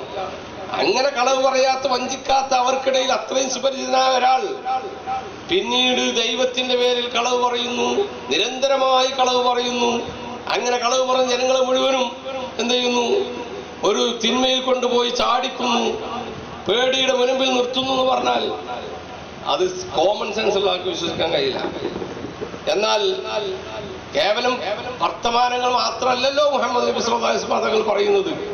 മറിച്ച് രണ്ടാമത്തെ തെളിവായിട്ട് അവിടുത്തെ അൽ മുഅ്ജിസത്തുൽ അഖ്ലാഖിയ, അവിടുത്തെ സ്വഭാവ വൈശിഷ്ട്യം, സത്യസന്ധതയുടെ വിഷയത്തിൽ മാത്രമല്ല, മറിച്ച് ജനോപകാരപ്രമായ പ്രവർത്തനങ്ങൾ, സേവനങ്ങൾ, ത്യാഗങ്ങൾ, അതുപോലെ തന്നെ ഒരു വ്യക്തിക്ക് എത്താവുന്ന നന്മയുടെ എല്ലാവിധ ശാഖകളിലേക്കും പടർന്നു പിടിക്കുന്ന അനിതര സാധാരണമായ അദ്വിതീയമായ ജീവിതം, അതല്ലേ മുഹമ്മദ് നബി സ്വല്ലല്ലാഹു അലൈഹി വസല്ലം കാഴ്ചവെച്ചത്? അതുള്ളൊരു തെളിവല്ലേ? ഒരു വലിയ അനുയായി വൃന്ദത്തൊന്നും വാർത്തെടുത്തില്ലേ? യർമൂക്ക് യുദ്ധത്തില് വെള്ളത്തിന് വേണ്ടി കരഞ്ഞുകൊണ്ടിരിക്കുന്ന ആളുടെ അടുക്കലേക്ക് വെള്ളം എന്ന് പറഞ്ഞ് യുദ്ധത്തിൽ മുറിവ് പറ്റി മരണത്തെ മുന്നിൽ കണ്ടുകൊണ്ട് കരഞ്ഞുകൊണ്ടിരിക്കുന്ന ആൾ വെള്ളം എന്ന് ചോദിച്ച് കരഞ്ഞുകൊണ്ടിരിക്കുന്ന ആളുടെ അടുക്കലേക്ക് വെള്ളപാത്രമായി വന്നപ്പോ അദ്ദേഹം വെള്ളം കുടിക്കാൻ വേണ്ടി നിൽക്കുന്ന സമയത്ത് അപ്പുറത്ത് വേറെ ഒരാൾ കരച്ചിൽ കേൾക്കുമ്പോ പറയുന്നു, എന്നേക്കാൾ ദാഹം അദ്ദേഹത്തിനുണ്ടാവും, അദ്ദേഹത്തിന് കൊടുക്കൂ. അദ്ദേഹത്തിന്റെ അടുക്കലേക്ക് വെള്ളപാത്രമായി വരുമ്പോ അദ്ദേഹം കുടിക്കാൻ നിൽക്കുമ്പോ വേറെ ആൾ വെള്ളത്തിന് വേണ്ടി കരയുന്നു കാണുമ്പോ അദ്ദേഹത്തിന് കൊടുക്കൂ, അദ്ദേഹത്തിന് എന്നേക്കാൾ അധികം ദാഹം ഉണ്ടാവും എന്ന് പറഞ്ഞാൽ അദ്ദേഹത്തിന്റെ അടുത്തേക്ക് പറഞ്ഞേക്കുന്നു. അദ്ദേഹത്തിന്റെ അടുക്കലേക്കുമ്പോ അദ്ദേഹം മരിച്ചുപോയി. രണ്ടാമത്തെ ആളെടുക്കൽ എത്തുമ്പോഴേക്കും അദ്ദേഹം മരിച്ചുപോയി. ആദ്യത്തെ ആളെടുക്കൽ എത്തുമ്പോഴേക്കും അദ്ദേഹം മരിച്ചുപോയി. ഇവിടെ എന്താ? അൽ ഈസാർ വയൂസിറൂന അലാ അൻഫുസിഹിം വലൗ കാന ബിഹിം ഖസാസ എന്ന് പറയുന്ന വലിയൊരു മൂല്യം. ഇത് സ്വന്തത്തിൽ മാത്രമല്ല, തന്റെ സമൂഹത്തിൽ മുഴുവനും വെച്ച് പിടിപ്പിക്കാൻ, അവരിൽ ഇംപ്ലാന്റ് ചെയ്യാൻ മുഹമ്മദ് സ്വല്ലല്ലാഹു അലൈഹി വസല്ലം തങ്ങൾക്ക് ചരിത്രത്തിൽ തുല്യതയില്ലാത്ത ത്യാഗത്തിന്റെ, ഭക്തിയുടെ, സദ്ഭാവനയുടെ, സദ്വിചാരങ്ങളുടെ, സൽക്കർമ്മങ്ങളുടെ ഒരുപാട് ഒട്ടനവധി സുവർണ ചിത്രങ്ങൾ നമുക്ക് ചരിത്രത്തിൽ കാണാൻ സാധിക്കും.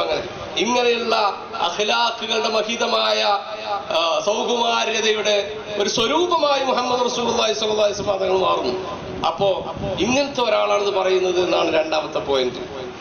ഞാൻ വെറും പറച്ചിൽ മാത്രമല്ല, അതിന് തെളിവുകൾ കാണിച്ചു കൊടുക്കുന്നു എന്നതാണ് മൂന്നാമത്തെ പോയിന്റ്. അതെന്താ? അവിടുത്തെ കയ്യിൽ നിന്ന് ഉറവ് വരുന്നത് അവർ കാണുന്നു. മുഹമ്മദ് നബി സല്ലല്ലാഹു അലൈഹി വസല്ലമ തങ്ങൾ എന്തൊക്കെ അത്ഭുതങ്ങളാണ് ഭക്ഷണം വർദ്ധിപ്പിച്ചത് അവർ കാണുന്നു. ഈന്തപ്പന കരഞ്ഞത് അവർ കാണുന്നു. ഇത് ചന്ദ്രൻ പിളർന്നത് അവർ കാണുന്നു. ഇങ്ങനെയുള്ള അത്ഭുതങ്ങൾ അവർക്ക് കാണിച്ചു കൊടുക്കുന്നു. അത് വെറും അത്ഭുതങ്ങൾ അല്ല, ഒരിക്കലും സയൻസ് കൊണ്ട് ഒരിക്കലും വിശദീകരിക്കാൻ പറ്റാത്ത സംഭവങ്ങൾ. അത് കേവലം ഒറ്റപ്പെട്ട റിവായത്തുകളല്ല. മത്തായി പറഞ്ഞു, ലൂക്കോസ് പറഞ്ഞു, മാർക്കോസ് പറഞ്ഞതുപോലെ പറഞ്ഞു പോവല്ല. അത് മാർക്കോസ് അത് കണ്ടിട്ടുണ്ടോ ഇല്ലേ എന്നത് പ്രധാനമല്ലേ? മാർക്കോസ് ആരാണ് എന്നത് പ്രധാനമല്ലേ? മാർക്കോസിനോട് ആര് പറഞ്ഞു എന്നത് പ്രധാനമല്ലേ? എന്നാൽ ഇങ്ങനെ ആരോട് എപ്പോൾ എങ്ങനെ പറഞ്ഞു എന്നത് കൃത്യമായി ചരിത്രത്തിൽ രേഖപ്പെടുത്തപ്പെട്ട് അങ്ങനെ മുഹമ്മദ് നബി തങ്ങൾ പറഞ്ഞു സല്ലല്ലാഹു അലൈഹി വസല്ലം എന്നൊരു തെളിവായി 5 ലക്ഷത്തോളം വരുന്ന ജനങ്ങളുടെ ചരിത്രം രേഖപ്പെടുത്തപ്പെട്ട 4-5 തലമുറകളുടെ ചരിത്രം തന്നെ ഒരാളുടെ വാക്കിന്റെ ആധികാരികതയ്ക്ക് വേണ്ടി തെളിവാക്കപ്പെടുന്ന ചരിത്രം സ്വരൂപിക്കപ്പെടുന്ന അത്ഭുതകരമായ ഒരു ചരിത്രം മുഹമ്മദ് നബി സല്ലല്ലാഹു അലൈഹി വസല്ലം തങ്ങളുടെ കാര്യത്തിലുണ്ട്. അൽ മുഅ്ജിസത്തുൽ മാദിയ എന്ന് നമുക്ക് അതിനെ വിളിക്കാം. ഇങ്ങനെ മൂന്നാമത്തെ മുഅ്ജിസത്ത്. ഇനിയും നമുക്കറിയാം മുത്തുനബി സല്ലല്ലാഹു അലൈഹി വസല്ലം തങ്ങളുടെ പ്രവചനങ്ങൾ. എന്തൊക്കെ പ്രവചനങ്ങളാണ് വരാനിരിക്കുന്ന പല കാര്യങ്ങളെ കുറിച്ച് മുഹമ്മദ് നബി സല്ലല്ലാഹു അലൈഹി വസല്ലം തങ്ങൾ പ്രവചിച്ചു. പലതും നമ്മളിപ്പോ കണ്ടുകൊണ്ടിരിക്കുന്നു. ചരിത്രത്തിൽ പലതും കഴിഞ്ഞുപോയി. നബി സല്ലല്ലാഹു അലൈഹി വസല്ലം തങ്ങളെ പിറകെ കൂടിയ സുറാഖയോട് മുഹമ്മദ് നബി തങ്ങൾ പറഞ്ഞു സല്ലല്ലാഹു അലൈഹി വസല്ലം, അദ്ദേഹത്തിന്റെ കാല് ഭൂമിയിലേക്ക് ആണ്ടുപോയതായിരുന്നു. തങ്ങളെ ഒറ്റ കൊടുക്കാൻ വേണ്ടി, തങ്ങളെ പിടിക്കാൻ വേണ്ടി, തങ്ങളെ പിടിച്ചുകൊണ്ട് 100 ഒട്ടകം ഇനാമ് വാങ്ങാൻ വേണ്ടി പിന്നാലെ കൂടിയതാണ്. തങ്ങളുടെ അടുത്തെത്താൻ നേരത്ത് അതാ തന്റെ ഒട്ടകത്തിന്റെ കാല് ഭൂമിയിലേക്ക് ആണ്ടുപോവുകയാണ്. അപ്പൊ അദ്ദേഹം കരഞ്ഞുപോയി. നബി തങ്ങളോട് സഹായം അഭ്യർത്ഥിച്ചു. നബി തങ്ങൾ ദുആ ചെയ്തപ്പോ അദ്ദേഹത്തിന്റെ ഒട്ടകത്തിന്റെ കാല് പറിച്ചെടുക്കാൻ സാധിച്ചു. അപ്പൊ പിന്നെ അദ്ദേഹത്തിന് വീണ്ടും 100 ഒട്ടകം എന്ന മോഹം വിരിഞ്ഞു. അയാൾ പിന്നെയും നബി തങ്ങളോട് പിന്നാലെ കൂടിപ്പോയി. വീണ്ടും ഒട്ടകത്തിന്റെ കാല് ഭൂമിയിലേക്ക് കാണ്ടുപോയി. 3 പ്രാവശ്യം സംഭവിച്ച അദ്ദേഹത്തിന് മനസ്സിലായി അദ്ദേഹത്തെ പിടികൂടാൻ കഴിയൂല, ഇത് ഒരു അത്ഭുത മനുഷ്യനാണ് എന്ന്. അങ്ങനെ അദ്ദേഹം പിരിഞ്ഞു പോകുമ്പോൾ മുഹമ്മദ് നബി സല്ലല്ലാഹു അലൈഹി വസല്ലം തങ്ങൾ അദ്ദേഹത്തോട് പറഞ്ഞു, ഒരു ഉദാഹരണമാണ് ഞാൻ പറയുന്നത്, നീ കിസ്റയുടെ വള നിന്റെ കയ്യിൽ ധരിക്കുന്നതാണ്. ഇസ്രയുടെ വള നീ ധരിക്കുന്നതാണ് എന്ന് പറഞ്ഞാൽ, ഇപ്പോ നമ്മൾ നമ്മുടെ നാട്ടില് വളരെ നാട്ടിലെ ഒരു സാധാരണക്കാരനായ ഒരു തൊഴിലാളിയോട് എങ്ങനെയെങ്കിലൊക്കെ തന്റെ രണ്ടറ്റം മുട്ടിക്കാൻ വേണ്ടി പ്രയാസപ്പെടുന്ന ഒരു നാട്ടിലെ സാധാരണക്കാരനായ ഒരു തൊഴിലാളിയോട് നിങ്ങൾ പറയാണ്, നിങ്ങൾ അമേരിക്കൻ പ്രസിഡന്റിന്റെ അല്ലെങ്കിൽ മറ്റേതെങ്കിലും ലോക നേതാവായി വാഴിക്കപ്പെടുന്ന ആളുകളുടെ അദ്ദേഹത്തിന്റെ പാലസിൽ അദ്ദേഹത്തിന്റെ PA ആകും എന്നൊക്കെ പറഞ്ഞിട്ടുണ്ടെങ്കിൽ അത് വിശ്വസിക്കാൻ സാധിക്കുകയില്ല അദ്ദേഹത്തിന്.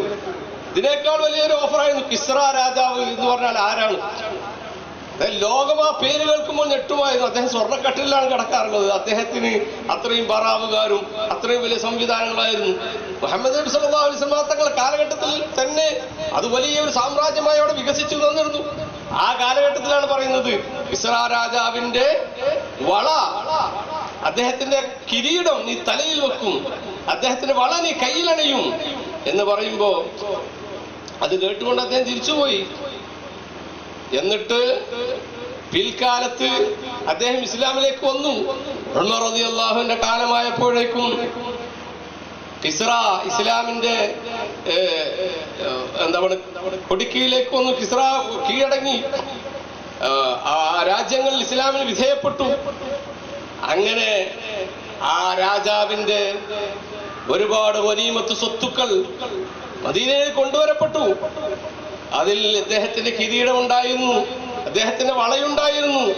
ആ സമയത്ത് അതിങ്ങനെ വിതരണം ചെയ്യുന്ന സമയത്ത് അത് കിട്ടിയത്, ഈ കിരീടവും ഈ വളയും ഒക്കെ കിട്ടിയത് ഈ പറയുന്ന സാധുവായ സുറാഖക്കായിരുന്നു.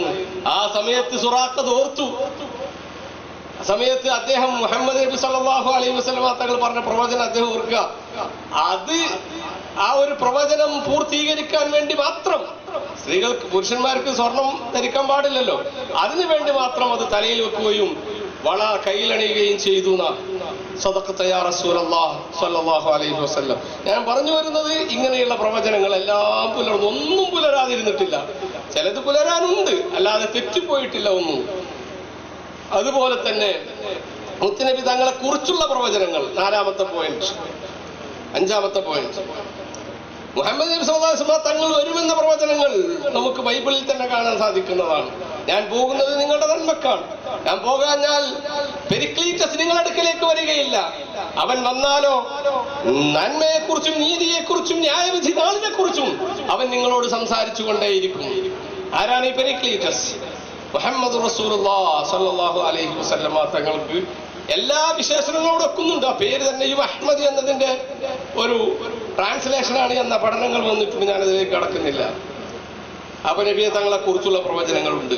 അതിന്റെ പുറമെയാണ് മുഹമ്മദ് സല്ലല്ലാഹു അലൈഹി വസല്ലമ തങ്ങൾക്ക് അല്ലാഹു തആല നൽകിയ മുഅ്ജിസത്തുൽ ഉദ്മ അൽ മുഅ്ജിസത്തുൽ ഖാലിദ വിശുദ്ധ ഖുർആൻ. അതിന്റെ വ്യത്യസ്തമായ വിധാനങ്ങളിലേക്ക് നമുക്ക് പോകാനുണ്ട്. അതിനിപ്പോ സമയമല്ല. ഏതായിരുന്നാലും ഇന്നും നിലനിൽക്കുന്ന നമുക്ക് ടെസ്റ്റ് ചെയ്യാൻ പറ്റുന്ന ഒരു മുഅ്ജിസത്താണ് മുഅ്ജിസത്ത് ഖുർആൻ. ഞാനിപ്പോ തൽക്കാലം അത് നീട്ടി പറയുന്നില്ല, നിർത്തുകയാണ്. ഇങ്ങനെയൊക്കെയുള്ള തെളിവുകളുടെ അടിസ്ഥാനത്തിൽ മുഹമ്മദ് റസൂലുള്ളാഹി സ്വല്ലല്ലാഹു അലൈഹി വസല്ലം തങ്ങളുടെ റിസാലത്ത് നമുക്ക് വളരെ വ്യക്തമായി മനസ്സിലാക്കാൻ സാധിക്കുന്നതാണ്. അപ്പോ മതമായി യുക്തിയും ശാസ്ത്രവും ഇവിടെ പറഞ്ഞു, പിന്നെ ഔലിയാക്കളും ഇൽഹാമൊക്കെ അതും വിശദമായി പറയുകയുണ്ടായി.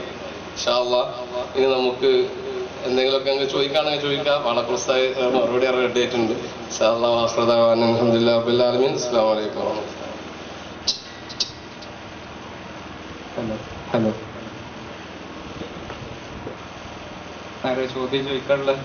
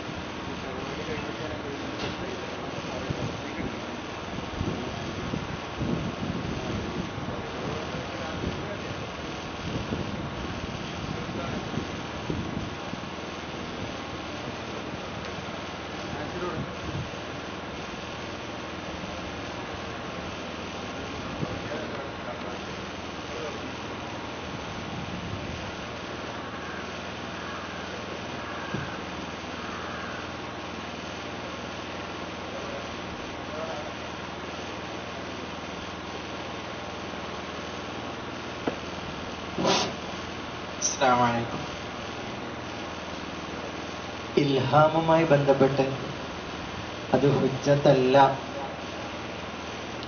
എന്ന് പറയുമ്പോൾ പല സംഭവങ്ങളും നമ്മുടെ മുന്നിലേക്ക് കടന്നു വരുന്നുണ്ട്.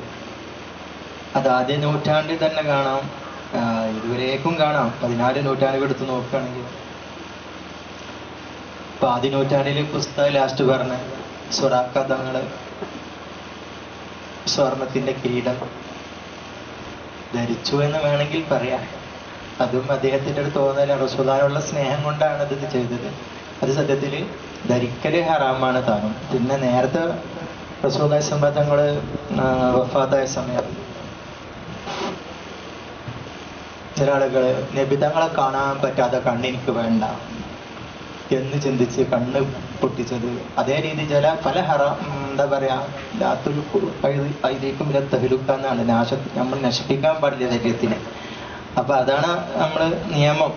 പക്ഷെ ആ ശരീഅത്തിന് വിരുദ്ധമായി റസൂലുള്ളാഹിയുള്ള സ്നേഹം കൊണ്ട് ബഹുമാനം കൊണ്ട് അവരുടെ തോന്നല് അവിടെ ഇൽഹാമിന്റെ അടിസ്ഥാനത്തിൽ അവിടെ ആ സ്നേഹം അതിയായ സ്നേഹത്തിന്റെ അടിസ്ഥാനത്തിൽ അവരത് ചെയ്തു. ഇങ്ങനെ ഇതുപോലെ ഒരുപാട് കാര്യങ്ങൾ നമുക്ക് കാണാൻ സാധിക്കും. അപ്പൊ അത് ഇൽഹാം ഹുജ്ജത്തല്ല എന്ന വാദത്തിന് വിരുദ്ധമായി നിൽക്കുന്നില്ല എന്നതാണ് ചോദ്യം. അപ്പോ പിന്നെ ഈ വിഷയത്തിൽ മൊത്തം പൊതുവായ നിയമമാണ് സ്വർണ്ണ ഹറാമാണെന്നൊക്കെ. അതിലൊക്കെ പിന്നെ ഖുസൂസിയത്തുകൾ ഉണ്ടാവും. ഇപ്പൊ പട്ട് ഹറാമാണെന്ന് നമുക്കറിയാം. ചില രോഗങ്ങൾക്കോ മറ്റു ആവശ്യങ്ങൾക്കോ ഒക്കെ ചിലപ്പോൾ പട്ട് ഉപയോഗിക്കേണ്ട സന്ദർഭങ്ങൾ ഉണ്ടാവും. അതേമാതിരി ഉമർ റളിയല്ലാഹു അൻഹു പറഞ്ഞാൽ അത് തന്നെയാണ് ശരീഅത്തുൽ ഹുജ്ജത്ത്, അത് ഇൽഹാമല്ല. അതേപോലെ തന്നെ കണ്ണ് പൊട്ടിച്ചത് അതുപോലെ ഉള്ള സംഭവങ്ങളൊക്കെ അത് രണ്ട് കാര്യങ്ങളാണ് മനസ്സിലാക്കേണ്ടത്. ഒന്ന്, മുക്കല്ലഫിനോടാണ് നമുക്ക് കൽപ്പനകളുള്ളത്. ചില സമയത്ത് ഉമർ റളിയല്ലാഹു തന്നെയും എന്തായിട്ടുണ്ട്, പിന്നെ നബി സല്ലല്ലാഹു അലൈഹി വസല്ലം തങ്ങൾ വഫാത്തായി എന്ന് പറഞ്ഞ സമയത്ത് ഒരു തരം ഭ്രമം സംഭവിച്ചു പോയി. ആരെങ്കിലും മുഹമ്മദ് നബി തങ്ങൾ വഫാത്തായിട്ടെന്ന് പറഞ്ഞാൽ ഞാൻ അവരെ കൊന്നു കളയെന്നൊക്കെ പറഞ്ഞ സന്ദർഭം ഉണ്ടായിട്ടുണ്ട്. അതൊരു ജദിബിന്റെ ഹാലിലേക്ക് മാറിയതാണ്. അത് അങ്ങനത്തെ ഹാലിലേക്ക്, അതായത് ഒരു സ്നേഹാധിക്യത്താൽ പ്രണയാധിക്യത്താൽ ചിലപ്പോൾ ആളുകൾക്ക് എന്ത് ചെയ്യും, ആ ഒരു തമ്മീത് നഷ്ടപ്പെടുന്ന അവസ്ഥ ഉണ്ടാവും. അങ്ങനെ ചില ഔലിയാക്കൊക്കെ സംഭവിച്ചിട്ടുണ്ട്, ശരി തന്നെയാണ്. ആ അവസ്ഥയിൽ അവരോട് ഷറൈ വരുന്നില്ല. അവിടെ ഇൽഹാമൊന്നുമല്ല, അത് ഇൽഹാമിന്റെ അടിസ്ഥാനത്തിൽ ചെയ്തൊന്നുമല്ല. ഇനി ഒന്നുകിൽ അങ്ങനെ, ഇനി അതുവരൊക്കെ അത് ഉണ്ടെന്ന് സങ്കല്പിക്കുക. അല്ല, കണ്ണ് പിന്നെ അങ്ങനത്തെ പല സംഭവങ്ങൾ ഉണ്ടായിട്ടുണ്ട്. കണ്ണ് പൊട്ടിച്ചിട്ടുണ്ടോ എന്നുള്ളത് ഒന്നും കൂടി പരിശോധിക്കേണ്ടതാണ്. ഏതായിരുന്നാലും ആ സമയത്ത് പല സംഭവങ്ങൾ ഉണ്ടായിട്ടുണ്ട് അതുമായി ബന്ധപ്പെട്ട്. ഇനി അവരങ്ങനെ എന്തോ അല്ലെങ്കിൽ ചെയ്തെന്ന് സങ്കല്പിച്ചാൽ തന്നെയും അവർ സ്വഹാബികളാണ്. സ്വഹാബികൾ മുജ്തഹിദീങ്ങളുടെ പദവിയിലേക്ക് എത്തിയ ആൾക്കാരുണ്ടാവും അവരുടെ കൂട്ടത്തിൽ. അപ്പൊ അവരുടെ ഇത് പറഞ്ഞാൽ അവർ മനസ്സിലാക്കിയ ഷറായിരിക്കും അത്. അല്ലാതെ എന്തല്ല, ഇൽഹാമിന്റെ അടിസ്ഥാനത്തിൽ അവിടെയും പറയാൻ പറ്റുകയില്ല. അപ്പൊ ശരീഅത്തിന് വിരുദ്ധമായ ഇൽഹാമുകൾ ഒന്നും തന്നെ സ്വീകരിക്കാൻ പാടില്ല എന്നത് വളരെ അത് ക്ലിസ്റ്റർ ക്ലിയർ ആണ്. അതിൽ യാതൊരു സംശയവുമില്ല എന്ന് പറയുന്നു. ഇൻഷാ അല്ലാഹ് എന്തെങ്കിലും ആഡ് ഓൺ ചെയ്യുകയാണെങ്കിൽ പറയും. കണ്ണിന്റെ വിഷയം, പിന്നെ നമ്മള് വാങ്കിന്റെ വിഷയത്തില് സ്വപ്നം കണ്ട സ്വഹാബി അബ്ദുല്ലാഹിബിന് സയ്യിദ് റളിയല്ലാഹു അൻഹുവിന്റെ സംഭവം. ബഹുമാനപ്പെട്ട ഒരു കണ്ണ് പൊട്ടിക്കല്ലേ ചെയ്തത്. അല്ലാഹുമ്മ അഅമി ബസരി എന്ന് പറഞ്ഞ് ദുആ ചെയ്യുക. അപ്പൊ ആ സ്നേഹം കൊണ്ട് റസൂലുള്ളാഹി തങ്ങളില്ലാത്തൊരു ലോകം കാണാനുള്ള ശേഷി ഇല്ല. അതുകൊണ്ട് അല്ലാഹുമ്മ അഅമി ബസരി എന്ന് പറഞ്ഞ് ദുആ ചെയ്യുകയാണ് ചെയ്തത്. അപ്പൊ നേരത്തെ പറഞ്ഞ പോലെ ഈ ശരീഅത്ത് ബാധകമാകുന്നത് തക്ലീഫുള്ള സമയത്താണ്. അപ്പൊ ഈ പിന്നെ പ്രത്യേകമായ മഹബത്തിന്റെ ഒരു ഘട്ടത്തിൽ ഔലിയാക്കൾക്കുണ്ടാകുന്ന ഒരവസ്ഥയാണ് ജദ്ബിന്റെ ഹാല്. അതുപോലുള്ള ഘട്ടങ്ങളായിരിക്കും ഒന്നുകിൽ, അല്ലെങ്കിൽ പിന്നെ സ്വഹാബത്തിൽപ്പെട്ട ഇജ്തിഹാദിന്റെ യോഗ്യതയുള്ള അവരുടെ ഇജ്തിഹാദ് അനുസരിച്ചുള്ള ആ ശരീഅത്തായിരിക്കും അത്. രണ്ടാണെങ്കിൽ അവിടെ ശരീഅത്തിന് വിരുദ്ധമായി നടന്നില്ല അർത്ഥം.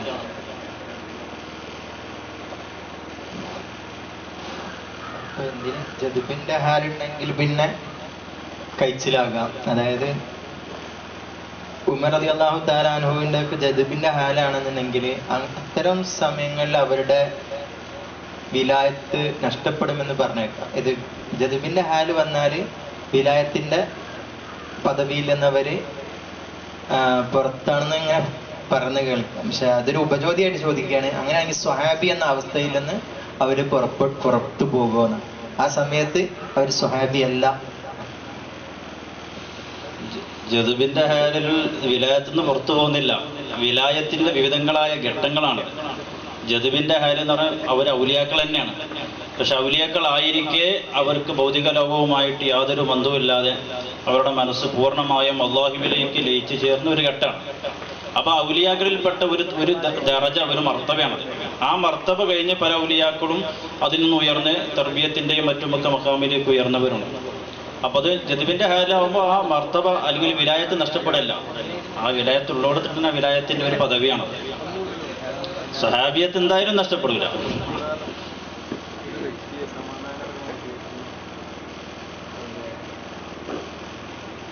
ചോദിക്കാം.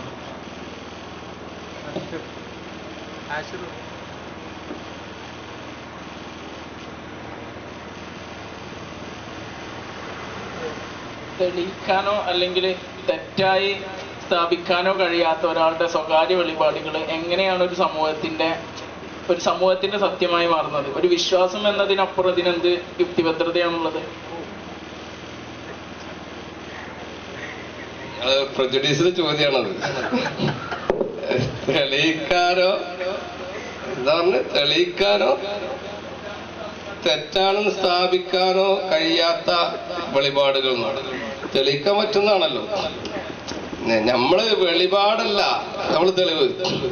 അത് എപ്പിസ്റ്റമോളജിക്കൽ ഒരു പ്രശ്നമുണ്ട്. നബി സല്ലല്ലാഹു അലൈഹി വസല്ലം തങ്ങളെ വഹിയല്ല നമ്മളെ തെളിവ്. നമുക്കുള്ള തെളിവ് പറഞ്ഞാൽ നബിതങ്ങൾ പറഞ്ഞു എന്നുള്ളതാണ്. നബിതങ്ങൾ പറയുന്നു, അതിന് തെളിവ് നബിതങ്ങൾ കാണിച്ചു തരുന്നു. പിന്നെന്തുകൊണ്ട് നമുക്ക് വിശ്വസിച്ചൂടാ? എനിക്ക് വഹിയുണ്ട് എന്നാണ് നബിതങ്ങളുടെ വാദം. അതൊരു വാദമായി എടുത്തോളി, അതൊരു തെളിവായി എടുക്കണ്ട. അത് വാദമാണ്. എനിക്ക് വെളിപാട് കിട്ടിയിട്ടുള്ള ഒരു വാദം മാത്രമാണ്, അത് തെളിവല്ല. തെളിവെന്താന്ന് വെച്ചാൽ ഞാനിതാ ചന്ദ്രനെ പിളർപ്പിച്ച് നിങ്ങൾക്ക് കാണിച്ചു തരും. അതെങ്ങനെയാണ് ചന്ദ്രനെ പിളർത്തുന്നത്? പിന്നെ റസൂലാണെന്നുള്ളൊരു തെളിവാകാം. കാരണം ലോകത്ത് എന്തൊരു സംഭവം ഉണ്ടാകുന്നുണ്ടെങ്കിലും സൃഷ്ടിക്കുന്നുണ്ടെങ്കിൽ അത് അള്ളാഹു ആണ് സൃഷ്ടിക്കുന്ന കാര്യത്തിൽ യാതൊരു സംശയമില്ല. ലോകത്തിന് ഒരു മുഹദ്ദിസ് വേണം, ആ മുഹദ്ദിസ് അള്ളാഹു ആണ് ഇതൊക്കെ സൃഷ്ടിക്കുന്നത്. അപ്പൊ ലോകത്ത് സൃഷ്ടിക്കുന്ന എല്ലാ കാര്യങ്ങളും അള്ളാഹു തന്നെയാണ് സൃഷ്ടിക്കുന്നത്. ഞാൻ നബിയാണെന്ന് ഒരാൾ പറയാം, തെളിവ് എന്താ? ആ പതാക അങ്ങനെ പറക്കുന്നുണ്ട് പറഞ്ഞാൽ ആരും വിശ്വസിക്കൂല. കാരണം ആ പതാക പറത്തേണ്ട അള്ളാഹു തന്നെയാണ്. പക്ഷെ അത് പറക്കുന്നത് അത് സാധാരണഗതിയിൽ ഇങ്ങനെ പറന്നുകൊണ്ടിരിക്കുന്ന സാധനം തന്നെ. ഒരു സാധാരണഗതിയിൽ നടക്കുന്ന ഒരു സംഭവം ആ പടച്ചോൻ അത് ഞാൻ എന്റെ നബിയാണ് എന്നൊരു തെളിവാണെന്ന് പറഞ്ഞാൽ ആർക്കും സമ്മതിക്കാൻ കഴിയില്ല. നേരെ മറിച്ച് സാധാരണഗതിയിൽ പ്രാപഞ്ചിക ഒരു വ്യവസ്ഥ അള്ളാഹു അവിടെ നിശ്ചയിച്ചിട്ടുണ്ട്, കാര്യകാരണ ബന്ധങ്ങൾ എന്നൊരു വ്യവസ്ഥ. ആ വ്യവസ്ഥയ്ക്ക് എതിരായതായിട്ടൊരു കാര്യം ഉണ്ടാകും. അത് ഞാൻ എന്റെ പ്രവാചകത്വത്തിന് തെളിവാണെന്നാണ് നബി വാദിക്കുന്നത്. ഉദാഹരണം പറഞ്ഞാല് പിന്നെ തറേട്ടാൽ ഉസ്താദ് എന്നെ എന്ത് ചെയ്തു, ഈ സ്ഥാപനത്തിന്റെ പിന്നെ ഒരു സ്പോക്സ്മാൻ ആക്കിയെന്ന് സങ്കല്പിക്കുക. അപ്പോൾ വലിയ നിറഞ്ഞൊരു സദസ്സുണ്ട്. അപ്പൊ ഞാൻ പറയാണ്, ഈ സ്ഥാപനത്തിന്റെ കാര്യങ്ങൾ നിങ്ങളോട് സംസാരിക്കാൻ വേണ്ടി വന്ന ആളാകുന്നു ഞാൻ. ഇദ്ദേഹം എന്നെ ഏൽപ്പിച്ചിട്ടുണ്ട് എന്ന് തെളിവെന്താണ്? തെളിവെന്താണെന്ന് പറഞ്ഞാൽ, ഇപ്പോ ഞാൻ ഈ സംസാരിച്ചു കഴിഞ്ഞ ഇത് സംസാരിച്ചുകൊണ്ടിരിക്കുന്ന സമയത്ത് ഞാൻ അദ്ദേഹത്തിന്റെ ദൂതനാകുന്നു എന്നതിന് തെളിവെന്താണ്?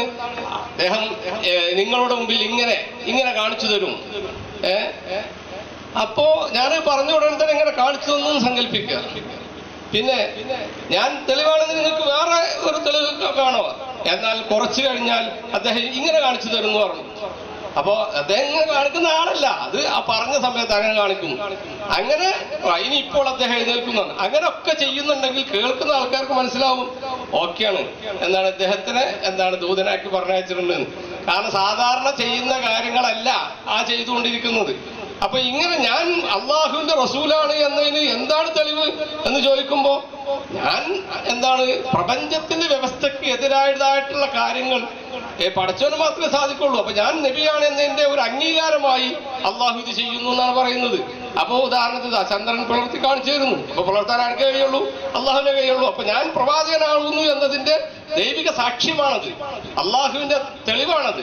ഇങ്ങനെയുള്ള തെളിവുകൾ കാണിച്ചു കൊടുത്തുകൊണ്ടാണ് മുഹമ്മദ് നബി സല്ലല്ലാഹു അലൈഹി വസല്ലം തങ്ങൾ എന്ത് ചെയ്യുന്നത്? പ്രവാചകത്വം വാദിക്കുന്നത് എന്നുള്ളതാണ്. പിന്നെ എങ്ങനെ തെളിവല്ലാതിരിക്കുക? അപ്പൊ തെളിവ് അല്ലാതെ വെളിപാടല്ല.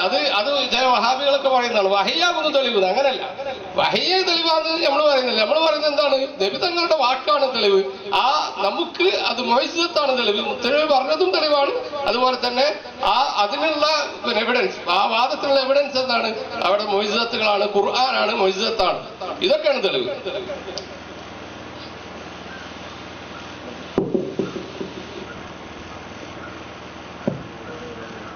യുക്തിവാദം ഒരു വ്യക്തിയുടെ സമാധാനപരമായ ജീവിതത്തിന് വെല്ലുവിളിയാണോ അതോ സഹായകമാണോ? അത് വെല്ലുവിളിയാണെന്ന വിഷയത്തിൽ യാതൊരു സംശയമില്ല. യുക്തിവാദം തലക്ക് പിടിച്ചിട്ട് പിരാന്തായിട്ട് പിന്നെ ആത്മഹത്യ ചെയ്യാൻ വേണ്ടി പോയി അവസാനം എങ്ങനെയോ തലനാരയൊക്കെ രക്ഷപ്പെട്ടിട്ട് പിന്നെ കുറെ പുസ്തകങ്ങളും അതൊക്കെ വായിച്ച് സൂഫിസവും അതുപോലെ തന്നെ ഇസ്ലാമിക എപ്പിസ്റ്റമോളജി ഒക്കെ പഠിച്ച് തസവുഫിന്റെ ഒരു ഇസ്ലാമിലേക്ക് കടന്നു വന്ന സുഹൃത്തുവിനെ എനിക്കറിയാം. കാരണം ഇത് ശരിക്കും ആലോചിച്ച് നോക്കിയിട്ടുണ്ടെങ്കിൽ നമുക്ക് പ്രത്യക്ഷത്തിൽ തോന്നും ഇതെന്താണ്, ഇത് ഭയങ്കര രസമുള്ള പരിപാടിയാണ്. പക്ഷെ ഇതിനെക്കുറിച്ച് ചിന്തിക്കുന്ന ഒരാളാണെങ്കിൽ, കുറച്ചൊക്കെ മനുഷ്യന്മാരാകുമ്പോൾ ചിന്തിക്കൂലേ, എന്തിനാ ജീവിക്കുന്നത്? നോ പർപ്പസ്, ഒരാവശ്യമില്ല. ഞാൻ എന്തിനു വന്നു? ആൻസർ. ഞാൻ എവിടേക്ക് പോകുന്നു? ജീവിതം നിരർത്ഥകമാണ് എന്ന് തോന്നുന്ന ഒരാളെ സംബന്ധിച്ചിടത്തോളം അയാൾ ഈ ഭൂമിയിൽ ഒരു ഭാരമായി സ്വയം മാറുകയാണ് ചെയ്യുന്നത്. പിന്നെ അദ്ദേഹത്തിനക്ക് പ്രത്യേകിച്ച് ലക്ഷ്യങ്ങളില്ല, പ്രത്യേകിച്ച് ആവശ്യങ്ങളില്ല, പ്രത്യേകിച്ച് ഒന്നുമില്ല. അപ്പൊ ഇച്ചിരി ചിന്തിക്കുന്ന ആളാണെങ്കിൽ അയാളെ സംബന്ധിച്ചിടത്തോളം ഈ ലോകം അയാളുടെ മുമ്പിൽ, ലോകവും അയാളും തന്നെ ഈ ഒരു അധികപ്പറ്റായി അനുഭവപ്പെടും. അങ്ങനെയാണ് ഈ ആത്മഹത്യകളൊക്കെ കൂടിക്കൊണ്ടിരിക്കുന്നത്. മുമ്പ് ഇപ്പോ ഏറ്റവും കൂടുതൽ ഏറ്റവും നല്ല രാജ്യങ്ങളാണ് എന്ന് പറയുന്ന സ്കാൻഡിനേവിയൻ രാജ്യങ്ങളുണ്ട്. ഹാപ്പിനെസ് ഇൻഡെക്സിൽ ഏറ്റവും കൂടുതൽ ഉയർന്ന പദവിയിൽ നിൽക്കുന്ന രാജ്യങ്ങളാണ്. ഈ രാജ്യങ്ങളിലെ ആത്മഹത്യാ നിരക്ക് പരിശോധിച്ചാൽ എന്താ, 40%, 38% ഇങ്ങനെയൊക്കെ വലിയ ആത്മഹത്യാ നിരക്കുകളാണ്. അപ്പൊ അതിനെക്കുറിച്ച് കേരളത്തിൽ വലിയ യുക്തിവാദിയോട് ചോദിച്ചപ്പോ ആത്മഹത്യ ചെയ്യുക എന്നുള്ളത് എന്തല്ല, അതൊരു മോശം പരിപാടി ഒന്നല്ല എന്നാ പറഞ്ഞത്. ആത്മഹത്യ ചെയ്യാതിരിക്കുക എന്നുള്ളത് ഒരു നല്ല കാര്യമായിട്ട് കണക്കാക്കാൻ സാധിക്കുകയില്ല എന്നാ പറഞ്ഞത്.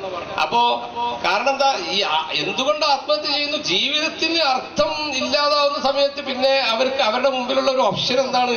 ആത്മഹത്യ ചെയ്യുക എന്ന് മാത്രമാണെന്നുള്ളതാണ്. നമുക്ക് ഈ സുഖത്തിനൊക്കെ ഒരു അറ്റുണ്ട്. ഈ ആനന്ദങ്ങളൊക്കെ എന്ന് പറഞ്ഞാൽ നമുക്കറിയാം അതൊരു ഇത് ഭക്ഷണമാണ്. ഭക്ഷണം കഴിച്ചാൽ നിറഞ്ഞു കഴിഞ്ഞാൽ പിന്നെ അതൊരു ഭാരാണ്. അതേപോലെ തന്നെ എല്ലാ സംഗതികളും അതൊരു എക്സ്ട്രീം എത്തി കഴിഞ്ഞിട്ടുണ്ടെങ്കിൽ പിന്നെ അതിലൊന്നുമില്ല.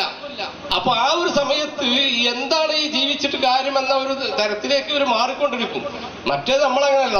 നമ്മൾ തന്നെ ഉത്തരവാദിത്തങ്ങളുള്ള മനുഷ്യനാണ്. നമുക്ക് വാപ്പയുണ്ട്, നമുക്ക് ഉമ്മയുണ്ട്, നമുക്ക് മക്കളുണ്ട്, നമുക്ക് സമൂഹമുണ്ട്, നമുക്ക് വേദനിക്കുന്ന ആളുകളുണ്ട്, നമുക്ക് അയൽപ്പക്കങ്ങളുണ്ട്, നമുക്ക് ചില ആദർശത്തിന്റെ സംരക്ഷണമുണ്ട്. അങ്ങനെ നമ്മുടെ ജീവിതം എന്ന് പറഞ്ഞാൽ ഇവിടെ അനിവാര്യമായ ഒന്നാകുന്നു. ഞാൻ ഒരുപാട് ബാധ്യതകൾ ചെയ്തു തീർക്കാനുള്ളവരാണ് എന്ന് ചിന്തിക്കുന്ന ഒരാളെ സംബന്ധിച്ചിടത്തോളം അതൊക്കെ എന്റെ റബ്ബാണ് എനിക്ക് നൽകുന്നതെന്നും കൂടി കിട്ടുന്ന ഒരാളെ സംബന്ധിച്ചിടത്തോളം അജബൻ ലിഅംരിൽ മുഅ്മിനി ഇദാ അസാബഹു സറാഉ ശക്കറ വഇദാ അസാബഹു ളറാഉ സബറ. അതാണ്, അത് വളരെ സന്തോഷകരമാണ്. മുഅ്മിന്റെ കാര്യം ഞാൻ പറഞ്ഞിട്ടില്ല, ഞാൻ മറ്റേ ചോദിച്ചതുകൊണ്ട് അത് പറഞ്ഞു എന്ന് മാത്രം.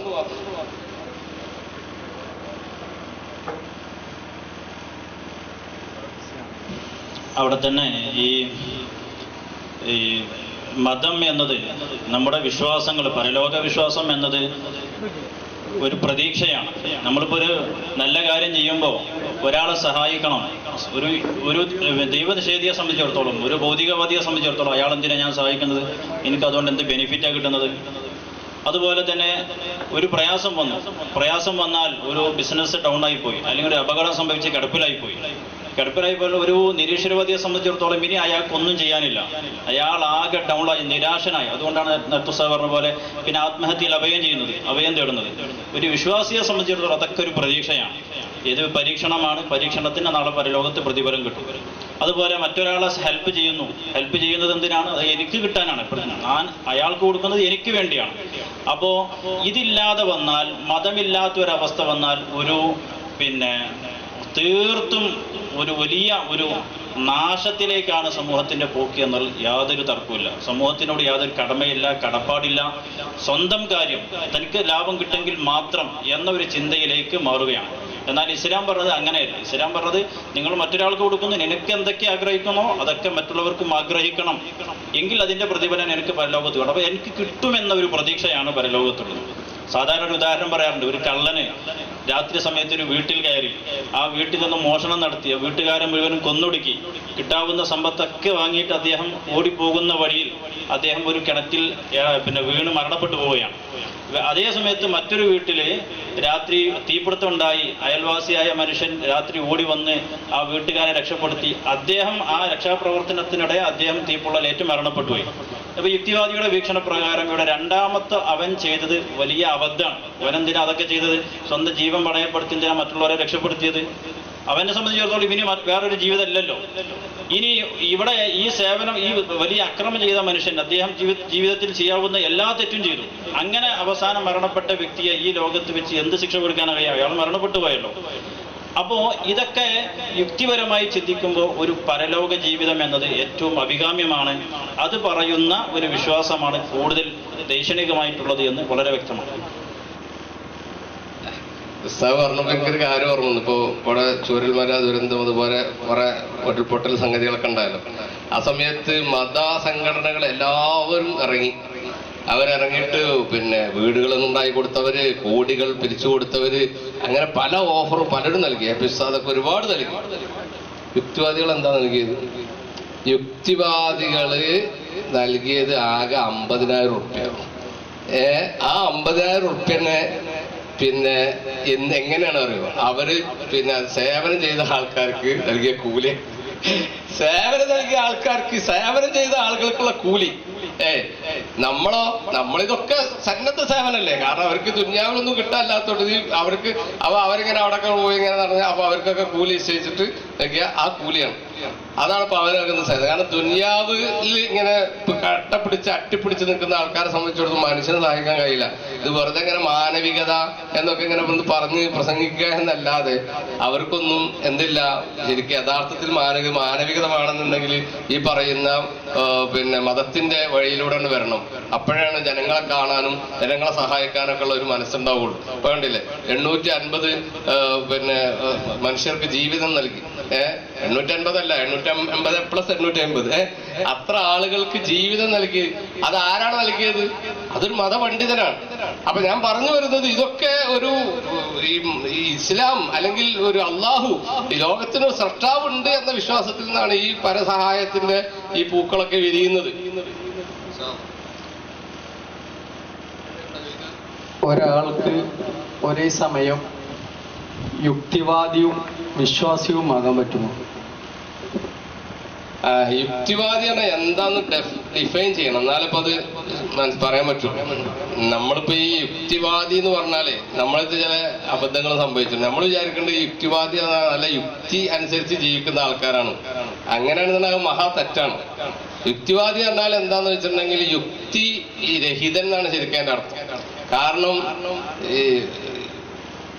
ഈ യുക്തി എന്നുള്ളത് ഒരു തെളിവല്ല എന്ന് പറഞ്ഞ ആൾക്കാരാണ് യുക്തിവാദികൾ. പണ്ടത്തെ യുക്തിവാദികളെ കുറിച്ചല്ല കേട്ടോ പറയുന്നത്. ഇപ്പൊ പറയുന്ന ഈ എംപെരിസിസ്റ്റുകളെ സംബന്ധിച്ചിടത്തോളം, അതായത് ശാസ്ത്രമാത്രവാദത്തിന്റെ ആളുകളെ സംബന്ധിച്ചിടത്തോളം അവർ പറയുന്നത് എന്താന്ന് വെച്ചാല് പിന്നെ നമുക്ക് ഇങ്ങനെ കോൺക്രീറ്റ് എവിഡൻസ് കിട്ടിയാൽ മാത്രമേ ഒക്കെ വിശ്വസിക്കാൻ പറ്റുള്ളൂ എന്നുള്ളതാണ്.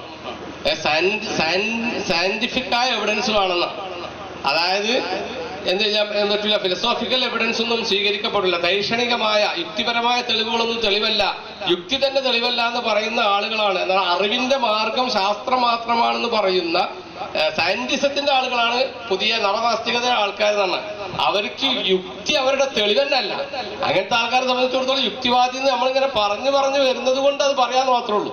ശരിക്ക് ഒരു റാഷണലിസ്റ്റ് ആണ് ഒരു മുസ്ലിമാണ്. കാരണം എന്താ, അസ്ബാബുൽ ഇൽമി സലാസത്തു, നമ്മളെ കിതാബിൽ പറഞ്ഞത് അസ്ബാബുൽ ഇൽമി സലാസത്തു അൽ ഖബറു സാദിഖു അൽ ഹവാസു സലീമത്തു വൽ ഖബറു സാദിഖു വൽ അഖ്ലു നാർ. അഖ്ല് അറിവിന്റെ മാർഗമായി പറയുന്ന ഒരു പ്രത്യയശാസ്ത്രത്തിന്റെ ആൾക്കാരാണ് നമ്മള്. അപ്പോ യുക്തിയെ ഒരു പ്രമാണമായി അവതരിപ്പിക്കുന്ന ആളുകളാണ് മുസ്ലിങ്ങൾ. അതുകൊണ്ട് ഒരു മുസ്ലിമിനെ ഒരു യുക്തിവാദി ആകാൻ പറ്റുള്ളൂ എന്ന് ഞാൻ പറയുന്നത്. ഒരു മുസ്ലിം എപ്പോഴും യുക്തിവാദി ആയിരിക്കും എന്നുള്ളതാണ്. നേരെ കുറച്ച് യുക്തിവാദി എന്ന് പറഞ്ഞ ആളുകൾ യുക്തി ഇല്ലാത്ത ആൾക്കാരാണ്. കാരണം അവർ യുക്തി തന്നെ അവർക്ക് പ്രമാണം പോലും അല്ല. എന്നിട്ടല്ലേ പിന്നല്ലേ യുക്തിക്ക് അനുസരിച്ചാണെന്നുള്ള ചർച്ചയ്ക്ക് പ്രസക്തി ഉള്ളൂ. കാരണം പടച്ചവനുണ്ട് എന്ന് ലോകത്തിന് സൃഷ്ടാവുണ്ടെന്നുള്ളത് തനിച്ച യുക്തിയാണ്. യുക്തി അതാണ് പറയുന്നത്.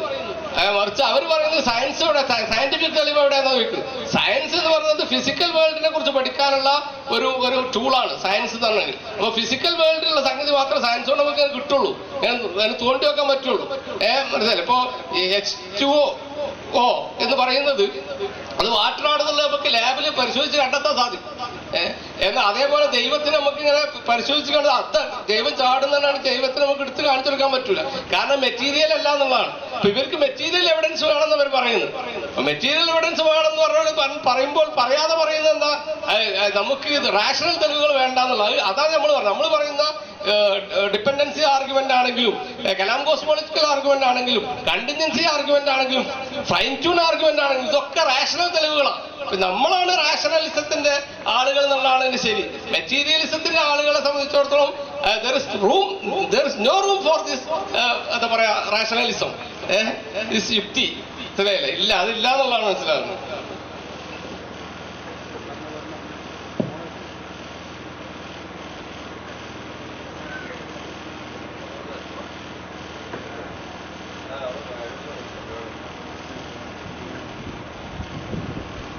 ഇന്ന് ലോകത്ത് ഒരുപാട് മതങ്ങളുണ്ട്. ആ മതങ്ങൾ പ്രതിദാനം ചെയ്യുന്ന ഗ്രന്ഥങ്ങളുണ്ട്. ഗ്രന്ഥങ്ങളുള്ള മതങ്ങളുണ്ട്, ഇല്ലാത്ത മതങ്ങളുണ്ട്. പക്ഷെ നമ്മുടെ ഈ ജീവിത സാഹചര്യത്തിൽ ഇസ്ലാം പ്രതിദാനം ചെയ്യുന്ന ഖുർആനാണ് സത്യമെന്ന് നമുക്ക് മറ്റുള്ളവരോട് എങ്ങനെ പറയാൻ സാധിക്കും? കാരണം ഈ കാണുന്ന മതഗ്രന്ഥങ്ങളൊന്നും പഠിക്കുക എന്നുള്ളത് ഒരിക്കലും സാധ്യമല്ല. കാരണം ഒരുപാട് മതം അത്രയുണ്ട്. ഈ മതഗ്രന്ഥങ്ങളെല്ലാം അതിലെ നിജസ്ഥിതി എന്താണെന്നൊക്കെ പഠിക്കൽ സാധ്യമല്ല. അപ്പോൾ ഇസ്ലാമാണ് സത്യം നമുക്ക് എങ്ങനെ പ്രൂവ് ചെയ്യാൻ പറ്റും?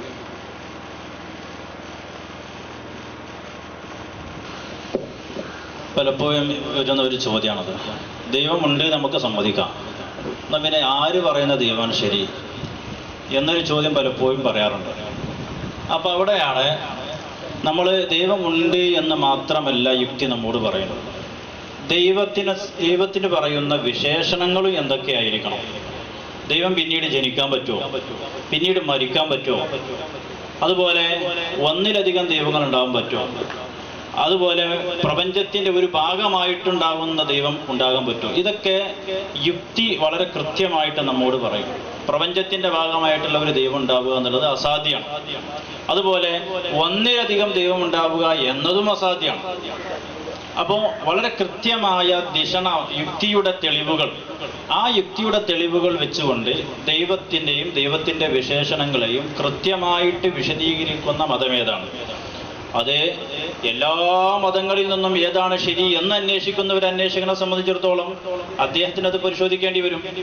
അതല്ല, ഇസ്ലാമിക വിശ്വാസം എന്താണ്, ആ വിശ്വാസത്തിൽ യുക്തിൻ്റെ പ്രശ്നം എന്തെങ്കിലും ഉണ്ടോ എന്ന് അന്വേഷിക്കുന്ന ഒരാളാണെങ്കിൽ ഇസ്ലാമിക വിശ്വാസത്തിൻ്റെ അതിൻ്റെ യുക്തി, അതിൻ്റെ ദൈക്ഷണികത പരിശോധിച്ചാൽ മതി. അപ്പോൾ ഇസ്ലാം പരിചയപ്പെടുത്തുന്നു അള്ളാഹുവാണ് സൃഷ്ടാവ്. ആ അള്ളാഹു അവൻ ഒരുവനാണ്, രണ്ടാകാൻ പാടില്ല. അതുപോലെ ആ സൃഷ്ടാവിനെ സംബന്ധിച്ചിടത്തോളം അവൻ സ്പേസ്ലെസ് ആണ്, അവൻ സ്ഥലകാല സമയാതീതനാണ് എന്ന് തുടങ്ങിയിട്ട് ഇസ്ലാം പരിചയപ്പെടുത്തുന്ന ഓരോ സിഫത്തുകളും എടുത്ത് പരിശോധിച്ചാൽ അതെല്ലാം വളരെ കൃത്യമായിട്ട് യുക്തി കൊണ്ട് നമുക്ക് തെളിയിക്കാൻ പറ്റുന്നതാണ്. എന്നാൽ മറ്റു പല മതങ്ങളും പരിചയപ്പെടുത്തുന്ന അവരുടെ ദൈവിക സങ്കല്പങ്ങളെ സംബന്ധിച്ച് എന്താണ് എന്നൊരു വ്യക്തത അവർക്ക് പോലും പറയാൻ പറ്റുന്നില്ല. ദൈവം ഒന്നാണോ മൂന്നാണോ? ഒന്നാണ് പക്ഷേ മൂന്നാണെന്ന് പറയാം. ഒന്നാണ് പക്ഷെ മൂന്നാണെന്ന് എങ്ങനെ പറയാം? ഒന്നിങ്ങ ഒന്ന് അല്ലെങ്കിൽ മൂന്ന്, ഇത് രണ്ടും കൂടി ഉണ്ടാവോ? അതുണ്ടാവില്ല. അപ്പോൾ വളരെ കൃത്യമായ ഒരു ആലോചനയ്ക്ക് വിധേയപ്പെടുത്തുമ്പോൾ എവിടെയാണ് യുക്തി നിൽക്കുന്നത്, എവിടെയാണ് ചിന്ത നിൽക്കുന്നത് എന്നുള്ളതാണ് നമ്മൾ പരിശോധിക്കേണ്ടത്. അതുപോലെ നേരത്തെ നമ്മൾ പറഞ്ഞ പോലെ ശാസ്ത്രമാത്രവാദികളുണ്ട്. ശാസ്ത്രമാത്രവാദികളാണ് ഇന്ന് കാണുന്ന ഏകദേശ ഇസ്ലാം വിരുദ്ധരൊക്കെ ശാസ്ത്രമാത്രവാദികളാണ്. അഥവാ ഒരു കാര്യം അത് തെളിയിക്കണമെങ്കിൽ ശാസ്ത്രീയ മാർഗത്തിലൂടെ തെളിയിക്കണം. അപ്പോൾ ദൈവമുണ്ട് എന്ന് ശാസ്ത്രീയമായി തെളിയിക്കണം എന്നാണ് പറയുന്നത്.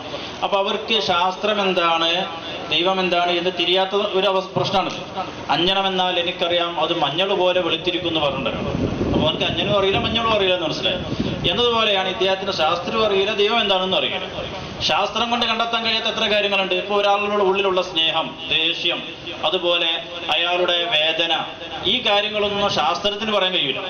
ഒരാളിൽ എത്രമാത്രം സ്നേഹമുണ്ട് എന്ന് ശാസ്ത്രീയമായിട്ട് കണ്ടെത്താൻ കഴിയില്ല.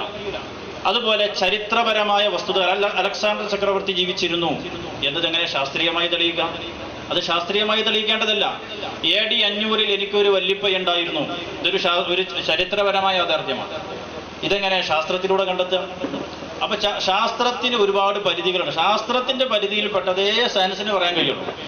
അല്ലാത്തത് സയൻസിലൂടെ കണ്ടെത്തണം എന്ന് പറയുന്നത് സയൻസ് അറിയാത്തത് കൊണ്ടാണ് എന്ന് നമ്മൾ പ്രത്യേകം മനസ്സിലാക്കണം.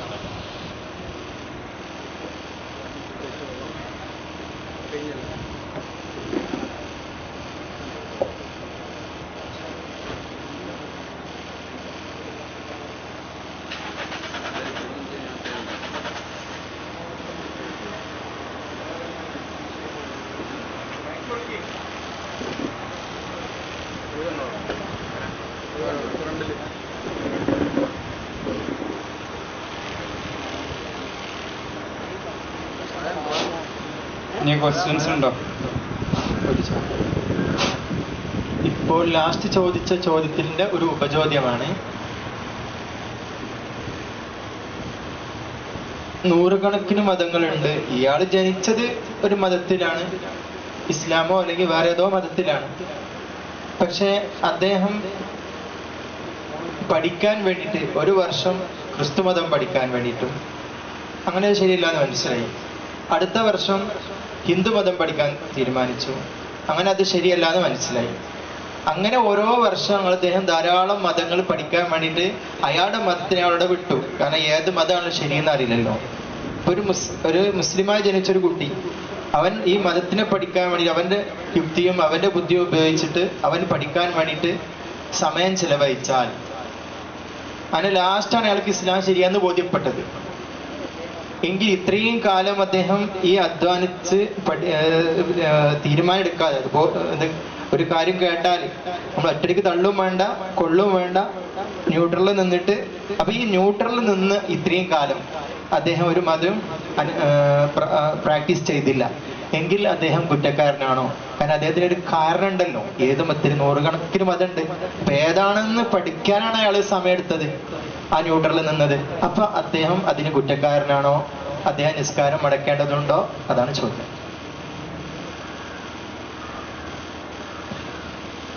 പിന്നെ യഥാർത്ഥത്തിൽ ഇസ്ലാമിന്റെ ആശയം ഇദ്ദേഹത്തിന് കിട്ടാത്ത ഒരാളെ സംബന്ധിച്ചിടത്തോളം ചോദ്യം, അയാൾക്ക് ലാസ്റ്റാണ് കിട്ടിയത്. അപ്പോൾ അങ്ങനത്തെ ഒരു വ്യക്തി മുസ്ലിം ആകുന്നതിന് മുമ്പുള്ള നിസ്കാരം മടക്കണോ എന്നുള്ള ചോദ്യം വേണ്ട എന്നുള്ളതാണ്. അതേസമയത്ത് ഇസ്ലാമായി എന്നിട്ട് പിന്നെ രാജിവെച്ച് പിന്നെ ഒരു 20 കൊല്ലം കഴിഞ്ഞ ശേഷം പിന്നെയാണ് ശരിക്കും ബോധ്യപ്പെടുന്നത്, എന്നാൽ പിന്നെ 20 കൊല്ലത്തോ അയാൾ മടക്കേണ്ടി വരും എന്നുള്ളതാണ്. അപ്പോൾ ഇവിടെ ഇദ്ദേഹം ശരിക്കും എന്താണ് അന്വേഷിക്കുകയാണ്. ഇയാളിപ്പോ പിന്നെ ഒരു ബൊളീവിയൻ കാട്ടിൽ നിന്ന് ഇപ്പൊ ഇങ്ങനെ പുറത്ത് വന്ന ഒരാളെ നമ്മൾ സങ്കല്പിക്കാം. അയാള് എന്താണ് അന്ന് കാട്ടുവാസിയായിരുന്നു, യാതൊരു ബന്ധവുമില്ല. അങ്ങനെയാണ് അദ്ദേഹം ഓരോ മതക്കാരെ പരിചയപ്പെടുത്തുന്നത്. അങ്ങനെ ക്രിസ്ത്യാനി മതത്തിനെ കുറിച്ചിട്ട് അതിന് ലോജിക്കലല്ല, മറ്റു മതങ്ങളും അങ്ങനെ ലോജിക്കല. അങ്ങനെ ലാസ്റ്റ് അത് ഇസ്ലാമിലേക്ക് എത്തുന്നു. അങ്ങനെ ഇസ്ലാമിന്റെ ദേശീയത ബോധ്യപ്പെടുന്നു, അദ്ദേഹം മുസ്ലിം ആകുന്നു. അദ്ദേഹത്തിന് യാതൊരു പ്രശ്നമില്ല. അദ്ദേഹം നല്ലൊരു മുസ്ലിമായിട്ട് ഇനി മരിക്കട്ടെ എന്ന് നമുക്ക് ആശംസിക്കാം.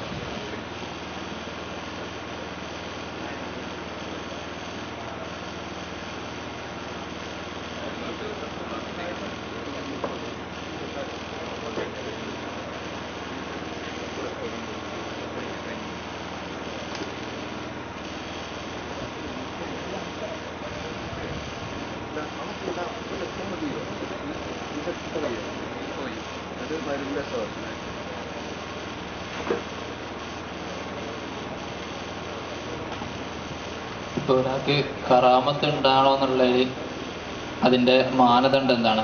അതായത് ഇപ്പൊ നമ്മളെ ഇപ്പൊ കാലത്ത് അത്ഭുതങ്ങൾ ഇങ്ങനെ കുറെ കാണുന്നുണ്ട്. അപ്പൊ അത് ചില ആൾക്കാർ അത് കാണിക്കുമ്പോൾ നമ്മൾ കറാമത്തായിട്ട് സ്വീകരിക്കുകയും പിന്നെ ചില സംഭവങ്ങൾ മാജിക് അങ്ങനെയൊക്കെ പറഞ്ഞിട്ട് അങ്ങനെ പറയുന്നുണ്ട്. അപ്പോൾ ഈ കറാമത്ത്, ഈ അത്ഭുതം എന്നുള്ള സംഗതി എങ്ങനെയാണ് കറാമത്തും പിന്നെ മറ്റൊന്ന് മാജിക് വന്നത് എങ്ങനെയാണ്? ഒരു നല്ലൊരു ചോദ്യമാണ്. അത്ഭുതങ്ങളല്ല കറാമത്ത് എന്നുള്ളത് നമ്മൾ ആദ്യം മനസ്സിലാക്കണം. അത്ഭുതം കറാമത്താണെങ്കിൽ സത്യസായി ബാബ വലിയ ആകണം, അല്ലേ? മറ്റേ മുതുകാട് ഭയങ്കര വിലായത്തുള്ള ആളാകണം. അപ്പൊ അത്ഭുതങ്ങളല്ല കറാമത്ത്. അപ്പൊ കറാമത്ത് എന്ന് പറയുന്നത് അള്ളാഹുവിൻ്റെ നിയമങ്ങൾ, ശരീഅത്തിന്റെ നിയമങ്ങൾ കൃത്യമായി പാലിച്ച് ഫർദും സുന്നത്തും ജീവിതത്തിൽ കൃത്യമായി കൊണ്ടുവന്ന് ഹറാമും കറാഹത്തും ഒഴിവാക്കി അങ്ങനെ അള്ളാഹുവിൻ്റെ ഇഷ്ടദാസനായി ജീവിച്ച ഒരു വ്യക്തി, അയാൾക്ക് അള്ളാഹു തആല ആദരവായി നൽകുന്ന ഒരു കാര്യമാണ് കറാമത്ത് എന്നുള്ളത്. അപ്പോൾ അത്ഭുതങ്ങൾ കാണുന്നു, അതൊരു ദോഷിയിൽ നിന്നാണ്, ഒരു കള്ളുടിയനിൽ നിന്നാണ് അത്ഭുതം കാണുന്നത്, എന്നാൽ അത് കറാമത്തായി നമ്മൾ പരിഗണിക്കില്ല. നല്ല സ്വലാഹത്തിന്റെ അഹലുകാരിൽ നിന്ന് കാണുന്നതേ അത് കറാമത്തായിട്ട് മാറുകയുള്ളൂ. ഇനി കറാമത്ത് തന്നെയും മറ്റുള്ള അത്ഭുതങ്ങളിൽ നിന്നെങ്ങനെയാണ് കറാമത്ത് മോചിതത്ത് വേർതിരിയുക എന്നുള്ളതാണ്. കറാമത്ത് മോചിതത്ത് വേർതിരിയുന്നത് ഇത് അല്ലാഹു തആല നടപ്പിലാക്കണം. ഖാരിഖുൽ ആദത്ത് എന്ന് പറഞ്ഞാൽ എന്താ സാധനം? നേരത്തെ ഫൈസൽ ഉസ്താദിന്റെ ഒരു സംസാരത്തിനിടയിൽ വന്നു പ്രാപഞ്ചിക നിയമങ്ങൾ എന്ന് പറഞ്ഞൊരു സാധനമുണ്ട്. പ്രാപഞ്ചിക നിയമങ്ങൾ അഥവാ gravity force, strong magnetic force, weak magnetic force, electromagnetic force, strong nuclear force, weak nuclear force. ഇങ്ങനെ 4 ഫോഴ്സുകളുടെ അടിസ്ഥാനത്തിലാണ് പ്രപഞ്ചം മൊത്തം പ്രവർത്തിച്ചുകൊണ്ടിരിക്കുന്നത്. ഇതാണ് ആദത്ത്, പതിവ്. അപ്പോൾ ഈ ഗ്രാവിറ്റി ഫോഴ്സ് ആണ്. നമ്മളിപ്പോൾ ഒരു സാധനം മുകളിലോട്ടിട്ട് കഴിഞ്ഞാൽ അത് താഴോട്ട് തന്നെ പതിക്കുക എന്നുള്ള ഗ്രാവിറ്റി ഫോഴ്സ് ആണ്, ഗുരുത്വാകർഷണ ബലം ഉണ്ടായതുകൊണ്ടാണ്. അപ്പോൾ ആ ഗുരുത്വാകർഷണ ബലമുള്ള ഏത് സ്ഥലത്ത് നമ്മളൊരു സാധനം മേലോട്ടിട്ടാലും അത് താഴോട്ട് വീഴുക എന്നുള്ളതാണ് പ്രപഞ്ചത്തിന്റെ പതിവ്, പ്രാപഞ്ചിക നിയമം അങ്ങനെയാണ്. എന്നാൽ ഒരു വലിയൊരു സാധനം ഇട്ടപ്പോൾ അത് താഴോട്ട് വീഴുന്നില്ല. അതിന്റെ അർത്ഥം ഈ നിയമത്തെ അല്ലാഹു തആല ആ വലിയനെ ആദരിച്ച് മാറ്റി കൊടുക്കുന്നു എന്നാണ് ഇതിന്റെ അർത്ഥം. ആ വലിയന് വേണ്ടി ആ നിയമത്തെ അള്ളാഹു താല മാറ്റിക്കൊടുക്കും. അപ്പൊ ചുരുക്കി പറഞ്ഞാൽ കറാമത്തും മോചിതത്വവും സംഭവിക്കുന്നത് പ്രാപഞ്ചിക നിയമങ്ങൾക്കെതിരായിരിക്കും. എന്നാൽ മറ്റുള്ള അത്ഭുതങ്ങൾ ഈ മജീഷ്യന്മാർ കാണിക്കുന്നതൊക്കെയോ അതൊക്കെ പ്രാപഞ്ചിക നിയമത്തിന്റെ ഉള്ളിൽപ്പെട്ട സാധനങ്ങൾ തന്നെയാണ്. പക്ഷേ അത് നമുക്ക് പെട്ടെന്ന് തിരിച്ചറിയാൻ കഴിയുന്നില്ല. അത് കുറേ പ്രാക്ടീസ് ചെയ്ത് അനുകരിക്കാൻ ശ്രമിച്ചാൽ കുറേ കൊല്ലം കഴിഞ്ഞിട്ടാണെങ്കിലും അത് അനുകരിക്കാൻ പറ്റും. എന്നാൽ ഒരു വലിയ കാണിച്ച കറാമത്ത് വേറൊരാൾക്ക് അത് പഠിച്ചെടുത്തിട്ട് അനുകരിക്കാൻ പറ്റൂല. ഒരു നബി കാണിച്ച മോചിതത്ത് പഠിച്ചെടുത്ത് അനുകരിച്ച് വേറൊരാൾക്ക് കാണിക്കാൻ കഴിയില്ല. എന്തുകൊണ്ടാ? അത് പ്രാപഞ്ചിക നിയമങ്ങൾക്കെതിരായിട്ടാണ് സംഭവിച്ചത്. അത് അള്ളാഹു തആല അങ്ങനെ ആ വലിയനെ ആ നബിനെ ആദരിച്ചുകൊണ്ട് കാണിച്ചതാണ്.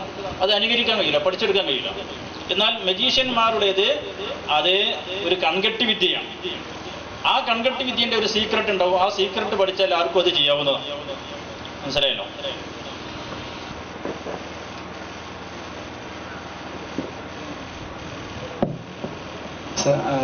ഒരു ഇതര മതര വിശ്വാസി അദ്ദേഹം നേരത്തെ പറഞ്ഞ പോലെ എന്ത് ചെയ്യാണ്, അദ്ദേഹം സത്യമത ഏതാണെന്നുള്ള അന്വേഷണത്തിലാണ്. പക്ഷെ നിർഭാഗ്യവശാൽ അദ്ദേഹം എന്ത് ചെയ്തു, ഈ അദ്ദേഹത്തിന്റെ ആഗ്രഹം എന്ന് പറയുന്നത് നല്ലൊരു യഥാർത്ഥ മതം കണ്ടെത്തുക, അതായത് അദ്ദേഹത്തിന്റെ വിശ്വാസം ഉറപ്പിക്കാൻ വേണ്ടി യഥാർത്ഥ മതം കണ്ടെത്തുക എന്നുള്ളതാണ്. പക്ഷെ ഈ ഒരു യാത്രക്കിടെ അദ്ദേഹം എന്ത് ചെയ്തു, അദ്ദേഹം മരണപ്പെട്ടു. അപ്പൊ അദ്ദേഹത്തിന്റെ വിധി എന്താണ്? പിന്നെ മനുഷ്യനെ മറ്റുള്ള ഇതര ജീവികളിൽ നിന്നും വ്യത്യസ്തനാക്കുന്ന ഒരു ഘടകം എന്ന് പറയുന്നത് മനുഷ്യന്റെ വിശേഷ ബുദ്ധിയാണ്. ഈ വിശേഷ ബുദ്ധി ഉള്ളത് മനുഷ്യന് മാത്രമാണ്. അതുകൊണ്ട് തന്നെ മനുഷ്യന് അവൻ്റെ കഴിവില്ല. ഇപ്പം പറക്കാനുള്ള കഴിവ് മനുഷ്യനില്ല. പക്ഷെ ഇപ്പോൾ അവൻ്റെ ബുദ്ധി ഉപയോഗിച്ച് ആ ഒരു പരിമിതി അവൻ മറികടന്നു. സമുദ്രത്തിലൂടെ നീന്താനുള്ള മത്സ്യത്തെ പോലെ നീന്താനുള്ള ശേഷി അവനില്ല. പക്ഷെ ആ ഒരു പരിമിതി അവൻ്റെ ബുദ്ധി ഉപയോഗിച്ച് അവൻ മറികടന്നു. അപ്പം മനുഷ്യന്റെ ബുദ്ധി എന്ന് പറയുന്നതാണ് മനുഷ്യനെ ഇതര ജീവികളിൽ നിന്ന് വ്യത്യസ്തനാക്കുന്ന ഘടകം. ഈ ബുദ്ധിയുള്ള മനുഷ്യനെ സംബന്ധിച്ചിടത്തോളം അവന്റെ ഏറ്റവും ആദ്യത്തെ ബാധ്യത എന്ന് പറയുന്നത് എന്നെ സൃഷ്ടിച്ച ഒരു സൃഷ്ടാവുണ്ട് എന്ന് അവന് കണ്ടെത്തുക എന്നുള്ളത്. അത് മനുഷ്യന്റെ പ്രാഥമിക ബുദ്ധി പറയുന്ന ഒരു കാര്യമാണ്. അങ്ങനെ ഒരു സൃഷ്ടാവുണ്ട് എന്ന് വന്നാൽ ആ സൃഷ്ടാവ് എന്തിനാണ് എന്നെ പഠിച്ചത്, എൻ്റെ ഡ്യൂട്ടി എന്താണ്, എൻ്റെ ഉത്തരവാദിത്തം എന്താണ്. അവനിങ്ങനെ ഈ ചുറ്റുവട്ടത്തേക്കൊന്ന് ശ്രദ്ധിച്ചാൽ ഒരു വാഴയ്ക്ക് ഒരു ഉത്തരവാദിത്തം. ആ വാഴൻ്റെ ഉത്തരവാദിത്തം എന്താണ്? അത് വളർന്ന് വലുതായി ഒരു പഴക്കുല ഉണ്ടായി അത് പഴുത്ത് അതിൻ്റെ ഉടമസ്ഥന് നൽകിയാൽ ആ വാഴൻ്റെ ജീവിതത്തിൻ്റെ ലക്ഷ്യം പൂർത്തീകരിക്കപ്പെട്ടു പോയി. ഒരു കോഴി അറുക്കപ്പെട്ട് കഴിഞ്ഞാൽ അതിൻ്റെ ലക്ഷ്യം പൂർത്തീകരിച്ചു. അത് മനുഷ്യന് ഉപകരിക്കുക എന്നുള്ളതാണ് എൻ്റെ ഗുണം. എങ്കിൽ മനുഷ്യനാകുന്ന എൻ്റെ ചുമതല എന്താണ്, ഞാൻ എന്താണ് ചെയ്യേണ്ടത്, അതെങ്ങനെയാണ് നിർവഹിക്കേണ്ടത്, ഇത് മനുഷ്യൻ അന്വേഷിക്കേണ്ടതുണ്ട്. ഈ അന്വേഷണം മനുഷ്യന്റെ ബാധ്യതയാണ്, അതവൻ നിർവഹിക്കണം. ആ ബാധ്യത നിർവഹിക്കുന്നതിനിടയിൽ അവൻ ഈ സത്യം കണ്ടെത്താൻ കഴിയാതെ മരണപ്പെട്ടു പോയാൽ അല്ലാഹു തആല അവന് ഫത്രത്തിന്റെ കാലഘട്ടത്തിലുള്ളവരെ സംബന്ധിച്ചിടത്തോളം അവർക്ക് പ്രശ്നമില്ല, അവർ നജാത്തിന്റെ അഹ്ലുകാരാണ് എന്ന് പറഞ്ഞ പണ്ഡിതന്മാരുണ്ട്. ആ അർത്ഥത്തിൽ അവർ രക്ഷപ്പെട്ടവരാകാം. അപ്പൊ അതുകൊണ്ട് ഇവന്റെ സത്യം എന്നത് അന്വേഷിക്കുക എന്നത് മനുഷ്യന്റെ ഉത്തരവാദിത്തമാണ്. പക്ഷെ ഇതൊന്നും ഈ കാലഘട്ടത്തിൽ പോസിബിൾ അല്ല കേട്ടോ. ഈ കാലഘട്ടത്തിൽ അത് ചിന്തിക്കാൻ ഏത് മനുഷ്യനും എവിടെ നിന്നും കിട്ടാവുന്ന കാര്യങ്ങളാണ് ഇതൊക്കെ. എന്താണ് മനുഷ്യന്റെ ഉത്തരവാദിത്വം, ആ ഉത്തരവാദിത്തത്തെ കുറിച്ച് കൃത്യമായിട്ട് പറയുന്ന മതമേതാണ് എന്നതൊക്കെ ഇന്ന് ആർക്കും എവിടെ നിന്നും കിട്ടാവുന്ന കാര്യങ്ങളാണത്.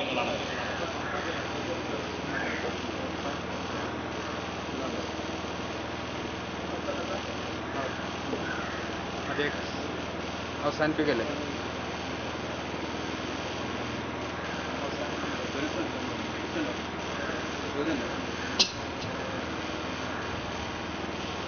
ഇനി ഇൻഷാ അല്ലാഹ് മഗ്‌രിബ് നമസ്കാരത്തിന് വരുക മാത്രം. മഗ്‌രിബ് നിസ്കരിച്ച ഉടനെ നമുക്ക് സെന്റിനറി